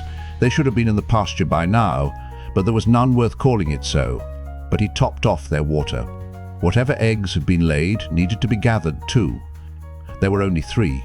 The hens seemed to be getting cleverer at hiding them. He was taking a hoe to the vegetable garden behind the house when Tam came out and settled on a bench in front of the barn to mend harness, propping his spear beside him. It made Rand feel better about the bow lying on his cloak, a pace from where he stood. Few weeds had pushed above ground, but more weeds than anything else. The cabbages were stunted, barely a sprout of the beans or peas showed, and there was not a sign of a beet. Not everything had been planted, of course, only part, in hopes the code might break in time to make a crop of some kind before the cellar was empty. It did not take long to finish hoeing, which would have suited him just fine in years past, but now he wondered what they would do if nothing came up this year. Not a pleasant thought, and there was still firewood to split. It seemed to Rand like years since there had not been firewood to split. But complaining would not keep the house warm, so he fetched the axe, propped up bow and quiver beside the chopping block, and got to work. Pine for a quick hot flame, and oak for long burning. Before long he was warm enough to put his coat aside. When the pile of split wood grew big enough, he stacked it against the side of the house, beside other stacks already there. Most reached all the way to the eaves. Usually by this time of year the wood piles were small and few, but not this year. Chop and stack, chop and stack. He lost himself in the rhythm of the axe and the motions of stacking wood. Tam's hand on his shoulder brought him back to where he was, and for a moment he blinked in surprise. Grey twilight had come on while he worked, and already it was fading quickly toward night. The full moon stood well above the treetops, shimmering pale and bulging as if about to fall on their heads. The wind had grown colder without his noticing too, and tattered clouds scudded across the darkling sky. "Let's wash up, lad, and see about some supper. I've already carried in water for hot baths before sleep." "Anything hot sounds good to me," Rand said, snatching up his cloak and tossing it round his shoulders. Sweat soaked his shirt, and the wind, forgotten in the heat of swinging the axe, seemed to be trying to freeze it now that he had stopped work. He stifled a yawn, shivering as he gathered the rest of his things. "And sleep too, for that. I might just sleep right through festival. Would you care to make a small wager about that?" Tam smiled, and Rand had to grin back. He would not miss Beltane if he had had no sleep in a week. No one would. Tam had been extravagant with the candles, and a fire crackled in the big stone fireplace, so that the main room had a warm, cheerful feel to it. A broad oaken table was the main feature of the room other than the fireplace, a table long enough to seat a dozen or more, though there had seldom been so many around it since Rand's mother died. A few cabinets and chests, most of them skillfully made by Tam himself, lined the walls, and high-backed chairs stood around the table. The cushioned chair that Tam called his reading chair sat angled before the flames. Rand preferred to do his reading stretched out on the rug in front of the fire. The shelf of books by the door was not nearly as long as the one at the Winespring Inn, but books were hard to come by. Few peddlers carried more than a handful, and those had to be stretched out among everyone who wanted them. If the room did not look quite so freshly scrubbed as most farm wives kept their homes, Tam's piper rack and the travels of Jane Fastrider sat on the table, while another wood-bound book rested on the cushion of his reading chair. A bit of harness to be mended lay on the bench by the fireplace, and some shirts to be darned made a heap on a chair. If not quite so spotless, it was still clean and neat enough, with a lived-in look that was almost as warming and comforting as the fire. Here it was possible to forget the chill beyond the walls. There was no false dragon here, no wars or Aes Sedai, no men in black cloaks. The aroma from the stew pot hanging over the fire permeated the room and filled Rand with ravenous hunger. His father stirred the stew pot with a long-handled wooden spoon, then took a taste. A little while longer. Rand hurried to wash his face and hands. There was a pitcher and basin on the washstand by the door.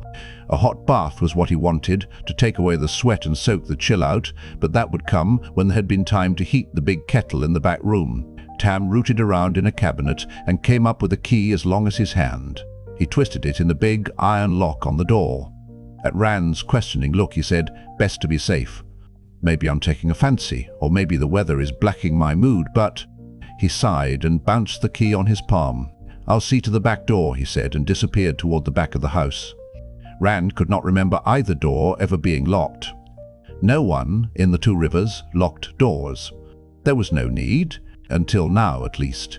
From overhead, from Tam's bedroom, came a scraping, as of something being dragged across the floor. Rand frowned. Unless Tam had suddenly decided to move the furniture around, he could only be pulling out the old chest he kept under his bed. Another thing that had never been done in Rand's memory.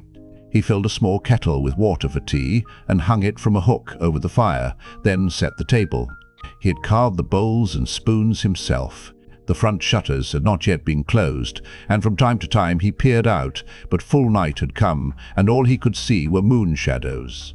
The Dark Rider could be out there easily enough, but he tried not to think about that. When Tam came back, Rand stared in surprise.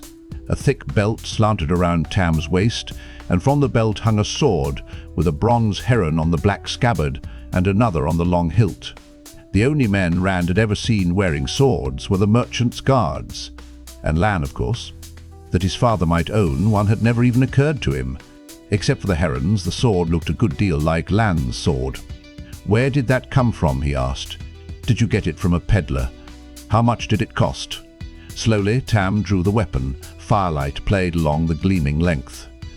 It was nothing at all like the plain, rough blades Rand had seen in the hands of merchants' guards. No gems or gold adorned it, but it seemed grand to him nonetheless. The blade, very slightly curved and sharp on only one edge, bore another heron etched into the steel. Short quillons, worked to look like braid, flanked the hilt. It seemed almost fragile compared with the swords of the merchant's guards. Most of those were double-edged and thick enough to chop down a tree. "I got it a long time ago," Tam said, "a long way from here. And I paid entirely too much. 2 coppers is too much for one of these. Your mother didn't approve, but she was always wiser than I. I was young then, and it seemed worth the price at the time. She always wanted me to get rid of it, and more than once I've thought she was right, that I should just give it away." Reflected fire made the blade seem aflame. Rand started. He had often daydreamed about owning a sword. Give it away? "How could you give a sword like that away?" Tam snorted. "Not much use in herding sheep now, is it? Can't plough a field or harvest a crop with it." For a long minute he stared at the sword as if wondering what he was doing with such a thing. At last he let out a heavy sigh. "But if I am not just taken by a black fancy, if our luck runs sour, maybe in the next few days we'll be glad I tucked it in that old chest instead." He slid the sword smoothly back into its sheath and wiped his hand on his shirt with a grimace. "The stew should be ready. I'll dish it out while you fix the tea." Rand nodded and got the tea canister, but he wanted to know everything. Why would Tam have bought a sword? He could not imagine. And where had Tam come by it? How far away? No one ever left the Two Rivers, or very few at least. He had always vaguely supposed his father must have gone outside. His mother had been an outlander, but a sword. He had a lot of questions to ask once they had settled at the table. The tea water was boiling fiercely, and he had to wrap a cloth around the kettle's handle to lift it off the hook. Heat soaked through immediately. As he straightened from the fire, a heavy thump at the door rattled the lock. All thoughts of the sword, or the hot kettle in his hand, flew away. "One of the neighbours," he said uncertainly. "Master Daughtry wanting to borrow." But the Daughtry farm, their nearest neighbour, was an hour away even in the daylight, and Orrin Daughtry, shameless borrower that he was still not likely to leave his house by dark. Tam softly placed the stew-filled bowls on the table. Slowly he moved away from the table. Both of his hands rested on his sword hilt. "I don't think," he began, and the door burst open, pieces of the iron lock spinning across the floor. A figure filled the doorway, bigger than any man Rand had ever seen. A figure in black mail that hung to his knees, with spikes at wrists and elbows and shoulders. One hand clutched a heavy, scythe-like sword. The other hand was flung up before his eyes, as if to shield them from the light. Rand felt the beginnings of an odd sort of relief. Whoever this was, it was not the black-cloaked rider. Then he saw the curled ram's horns on the head that brushed the top of the doorway, and where mouth and nose should have been was a hairy muzzle. He took in all of it in the space of one deep breath that he let out in a terrified yell as, without thinking, he hurled the hot kettle at that half-human head. The creature roared, part scream of pain, part animal snarl, as boiling water splashed over its face. Even as the kettle struck, Tam's sword flashed. The roar abruptly became a gurgle, and the huge shape toppled back. Before it finished falling, another was trying to claw its way past. Rand glimpsed a misshapen head topped by spike-like horns before Tam struck again, and two huge bodies blocked the door. He realized his father was shouting at him. "Run, lad. Hide in the woods." The bodies in the doorway jerked as others outside tried to pull them clear. Tam thrust a shoulder under the massive table. With a grunt, he heaved it over atop the tangle. "There are too many to hold. Out the back. Go, go. I'll follow." Even as Rand turned away, shame filled him that he obeyed so quickly. He wanted to stay and help his father, though he could not imagine how, but fear had him by the throat, and his legs moved on their own. He dashed from the room, toward the back of the house, as fast as he had ever run in his life. Crashes and shouts from the front door pursued him. He had his hands on the bar across the back door when his eye fell on the iron lock that was never locked. Except that Tam had done just that tonight. Letting the bar stay where it was, he darted to a side window, flung up the sash, and threw back the shutters. Night had replaced twilight completely. The full moon and drifting clouds made dappled shadows chase one another across the farmyard. Shadows, he told himself. Only shadows. The back door creaked as someone outside, or something, tried to push it open. His mouth went dry. A crash shook the door in its frame and lent him speed. He slipped through the window like a hare going to ground and cowered against the side of the house. Inside the room, wood splintered like thunder. He forced himself up to a crouch, made himself peer inside, just with one eye, just at the corner of the window. In the dark he could not make out much, but more than he really wanted to see. The door hung askew, and shadowed shapes moved cautiously into the room, talking in low, guttural voices. Rand understood none of what was said. The language sounded harsh, unsuited to a human tongue. Axes and spears and spiked things dully reflected stray glimmers of moonlight. Boots scraped on the floor, and there was a rhythmic click as of hooves as well. He tried to work moisture back into his mouth. Drawing a deep, ragged breath, he shouted as loudly as he could. "They're coming in the back." The words came out in a croak, but at least they came out. He had not been sure they would. "I'm outside. Run, father." With the last word, he was sprinting away from the farmhouse. Coarse-voiced shouts in the strange tongue raged from the back room. Glass shattered, loud and sharp, and something thudded heavily to the ground behind him. He guessed one of them had broken through the window rather than try to squeeze through the opening, but he did not look back to see if he was right. Like a fox running from hounds, he darted into the nearest moon-cast shadows, as if headed for the woods, then dropped to his belly and slithered back to the barn and its larger, deeper shadows. Something fell across his shoulders, and he thrashed about, not sure if he was trying to fight or escape, until he realized he was grappling with the new hoe handle Tam had been shaping. Idiot. For a moment he lay there, trying to stop panting. Coplin, fool, idiot. At last, he crawled on along the back of the barn, dragging the hoe handle with him. It was not much, but it was better than nothing. Cautiously, he looked around the corner at the farmyard and the house. Of the creature that had jumped out after him, there was no sign. It could be anywhere, punting him surely, even creeping up on him at that very moment. Frightened bleats filled the sheep pen to his left. The flock milled as if trying to find an escape. Shadowed shapes flickered in the lighted front windows of the house, and the clash of steel on steel rang through the darkness. Suddenly, one of the windows burst outward in a shower of glass and wood as Tam leaped through it, sword still in hand. He landed on his feet, but instead of running away from the house, he dashed toward the back of it, ignoring the monstrous things scrambling after him through the broken window and the doorway. Rand stared in disbelief. Why was he not trying to get away? Then he understood. Tam had last heard his voice from the rear of the house. "Father," he shouted. "I'm over here." In mid-stride, Tam whirled, not running toward Rand, but at an angle away from him. "Run, lad," he shouted, gesturing with the sword, as if to someone ahead of him. "Hide. A dozen huge forms streamed after him, harsh shouts and shrill howls shivering the air. Rand pulled back into the shadows behind the barn. There he could not be seen from the house, in case any of the creatures were still inside. He was safe, for the moment at least. But not Tam.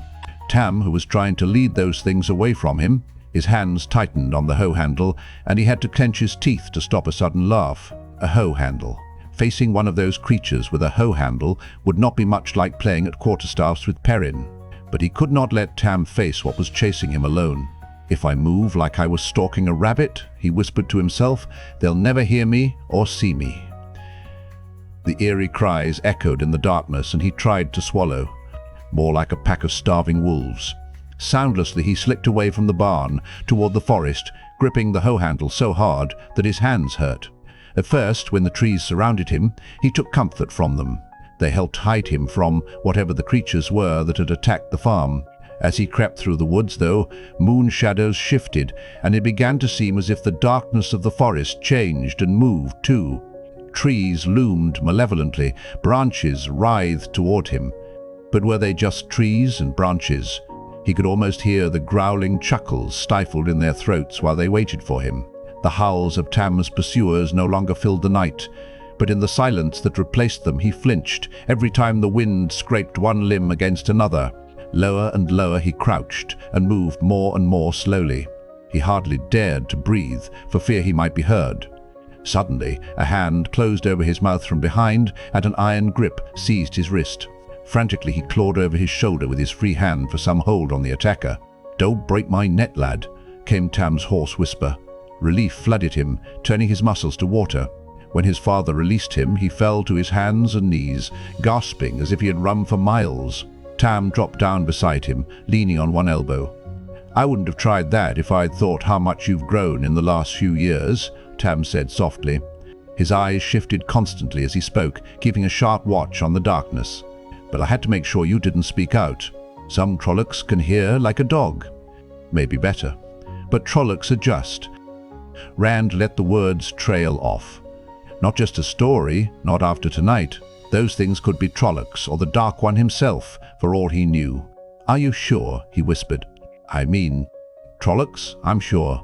Though what brought them to the two rivers? I never saw one before tonight, but I've talked with men who have, so I know a little. Maybe enough to keep us alive. Listen closely. A Trolloc can see better than a man in the dark, but bright lights blind them, for a time at least. That may be the only reason we got away from so many. Some can track by scent or sound, but they're said to be lazy. If we can keep out of their hands long enough, they should give up." That made Rand feel only a little better. In the stories, they hate men and serve the Dark One. If anything belongs in the Shepherd of the Night's flocks, lad, it is Trollocs. They kill for the pleasure of killing, so I've been told, but that's the end of my knowledge, except that they cannot be trusted unless they're afraid of you, and then not far. Rand shivered. He did not think he would want to meet anyone a Trolloc was afraid of. "Do you think they're still hunting for us?" "Maybe, maybe not. They don't seem very smart. Once we got into the forest, I sent the ones after me off toward the mountains without much trouble." Tam fumbled at his right side, then put his hand close to his face. "Best act as if they are, though. You're hurt. Keep your voice down. It's just a scratch, and there is nothing to be done about it now anyway. At least the weather seems to be warming." He lay back with a heavy sigh. Perhaps it won't be too bad spending the night out. In the back of his mind, Rand had just been thinking fond thoughts of his coat and cloak. The trees cut the worst of the wind, but what gusted through still sliced like a frozen knife. Hesitantly, he touched Tam's face and winced. "You're on fire. I have to get you to Nynaeve. In a bit, lad. We don't have any time to waste." It's a long way in the dark. He scrambled to his feet and tried to pull his father up. A groan, barely stifled by Tam's clenched teeth, made Rand hastily ease him back down. "Let me rest a while, boy. I'm tired." Rand pounded his fist on his thigh. Snug in the farmhouse, with a fire and blankets, plenty of water and willow bark, he might have been willing to wait for daybreak before hitching Bela and taking Tam into the village. Here was no fire, no blankets, no cart, and no Bela. But those things were still back at the house. If he could not carry Tam to them, perhaps he could bring some of them, at least, to Tam. If the Trollocs were gone, they had to go sooner or later. He looked at the hoe handle, then dropped it. Instead, he drew Tam's sword. The blade gleamed dully in the pale moonlight. The long hilt felt odd in his hand. The weight and heft were strange. He slashed at the air a few times before stopping with a sigh. Slashing at air was easy. If he had to do it against a Trolloc, he was surely just as likely to run instead, or freeze stiff so he could not move at all until the Trolloc swung one of those odd swords and... Stop it. It's not helping anything. As he started to rise, Tam caught his arm. "Where are you going?" "We need the cart," he said gently. "And blankets." He was shocked at how easily he pulled his father's hand from his sleeve. "Rest, and I'll be back. Careful," Tam breathed. He could not see Tam's face in the moonlight, but he could feel his eyes on him. "I will be. As careful as a mouse exploring a hawk's nest," he thought. As silently as another shadow, he slid into the darkness. He thought of all the times he had played tag in the woods with his friends as children, stalking one another, straining not to be heard until he put a hand on someone's shoulder. Somehow he could not make this seem the same. Creeping from tree to tree, he tried to make a plan, but by the time he reached the edge of the woods, he had made and discarded 10. Everything depended on whether or not the Trollocs were still there. If they were gone, he could simply walk up to the house and take what he needed. If they were still there, in that case, there was nothing for it but go back to Tam. He did not like it, but he could do Tam no good by getting killed. He peered toward the farm buildings.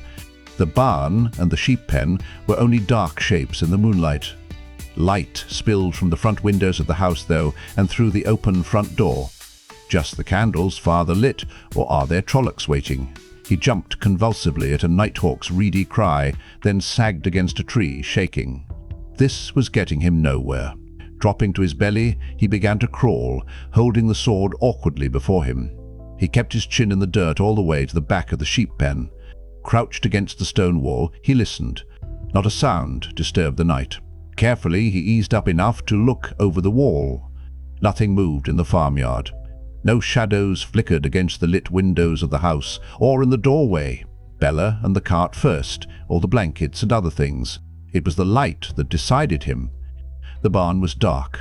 Anything could be waiting inside, and he would have no way of knowing until it was too late. At least he would be able to see what was inside the house. As he started to lower himself again, he stopped suddenly. There was no sound. There was no sound.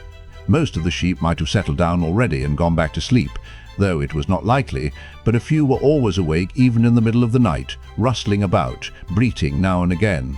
He could barely make out the shadowy mounds of sheep on the ground.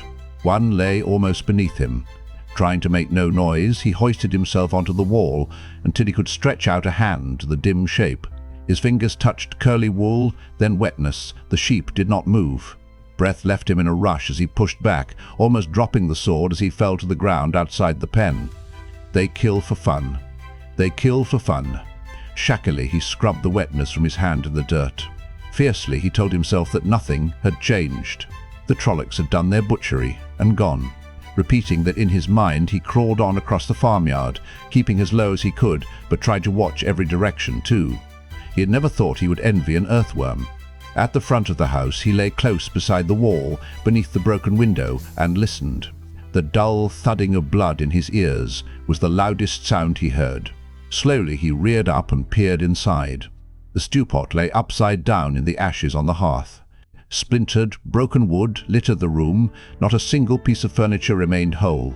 Even the table rested at an angle, 2 legs hacked to rough stubs. Every drawer had been pulled out and smashed. Every cupboard and cabinet stood open, many doors hanging by one hinge. Their contents were strewn over the wreckage, and everything was dusted with white. Flour and salt, to judge from the slashed sacks tossed down by the fireplace. 4 twisted bodies made a tangle in the remnants of the furnishings. Trollocs. Rand recognized one by its ram's horns. The others were much the same, even in their differences, a repulsive melange of human faces distorted by muzzles, horns, feathers and fur. Their hands, almost human, only made it worse. 2 wore boots, the others had hooves. He watched without blinking until his eyes burned. None of the Trollocs moved. They had to be dead, and Tam was waiting. He ran in through the front door and stopped, gagging at the stench. A stable that had not been mucked out in months was the only thing he could think of that might come close to matching it. Vile smears defiled the walls. Trying to breathe through his mouth, he hurriedly began poking through the mess on the floor. There had been a water bag in one of the cupboards. A scraping sound behind him sent a chill to his marrow, and he spun, almost falling over the remains of the table. He caught himself and moaned behind teeth that would have chattered had he not had them clenched until his jaw ached. One of the Trollocs was getting to its feet. A wolf's muzzle jutted out below sunken eyes. Flat, emotionless eyes, and all too human. Hairy, pointed ears twitched incessantly. It stepped over one of its dead companions on sharp goat hooves. The same black mail the others wore rasped against leather trousers, and one of the huge, scythe-curved swords swung at its side. It muttered something guttural and sharp, then said, "Others go away." Yeah, Nog stay. Nog smart. The words were distorted and hard to understand, coming from a mouth never meant for human speech. Its tone was meant to be soothing, he thought, but he could not take his eyes off the stained teeth, long and sharp, that flashed every time the creature spoke. Nard no some, come back sometime. Nog, wait. You no need sword. Put sword down. Until the Trolloc spoke, Rand had not realized that he held Tam's sword wavering before him in both hands, its point aimed at the huge creature. It towered head and shoulders above him, with a chest and arms to dwarf Master Luhan. Nog, no hurt. It took a step closer, gesturing. You put sword down. The dark hair on the backs of its hands was thick, like fur. Stay back, Rand said, wishing his voice was steadier. Why did you do this? Why? Vlea de eg hochda. The snarl quickly became a toothy smile. Put sword down. Nard no hurt. Murdrail want talk you. A flash of emotion crossed the distorted face. Fear. Others come back, you talk Murdral. It took another step, one big hand coming to rest on its own sword hilt. You put sword down. Rand wet his lips. Murdral. The worst of the stories was walking tonight.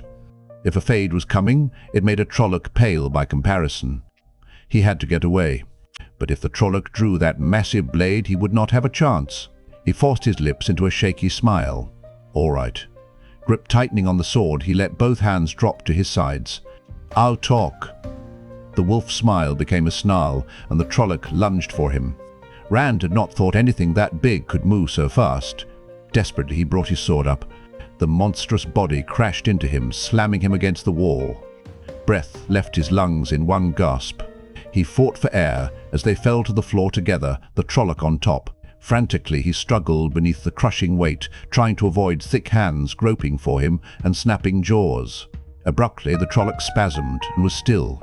Battered and bruised, half suffocated by the bulk on top of him, for a moment Rand could only lie there in disbelief.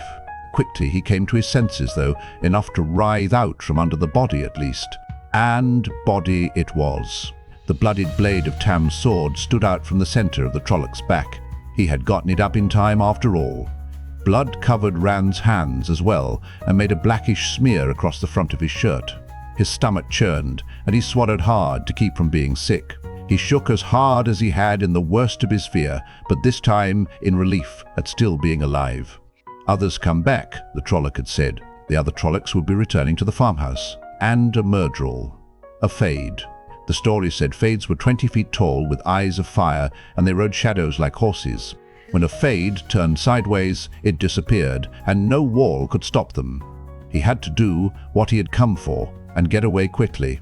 Grunting with the effort, he heaved the Trolloc's body over to get to the sword, and almost ran when open eyes stared at him. It took him a minute to realize they were staring through the glaze of death. He wiped his hands on a tattered rag, it had been one of Tam's shirts only that morning, and tugged the blade free. Cleaning the sword, he reluctantly dropped the rag on the floor.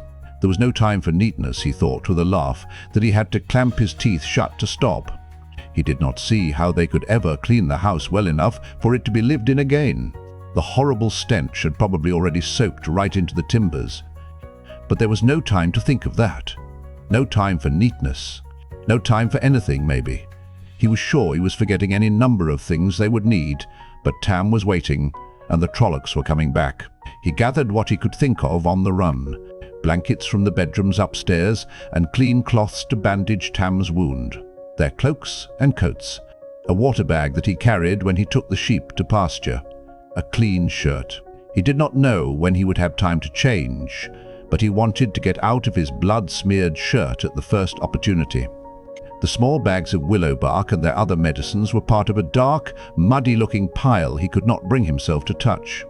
One bucket of the water Tam had brought in still stood by the fireplace, miraculously unspilled and untouched. He filled the water bag from it, gave his hands a hasty wash in the rest, and made one more quick search for anything he might have forgotten. He found his bow among the wreckage, broken cleanly in two at the thickest point. He shuddered as he let the pieces fall. What he had gathered already would have to do, he decided. Quickly, he piled everything outside the door. The last thing before leaving the house, he dug a shuttered lantern from the mess on the floor. It still held oil. Lighting it from one of the candles, he closed the shutters, partly against the wind, but mostly to keep from drawing attention, and hurried outside with the lantern in one hand and the sword in the other. He was not sure what he would find in the barn. The sheep pen kept him from hoping too much.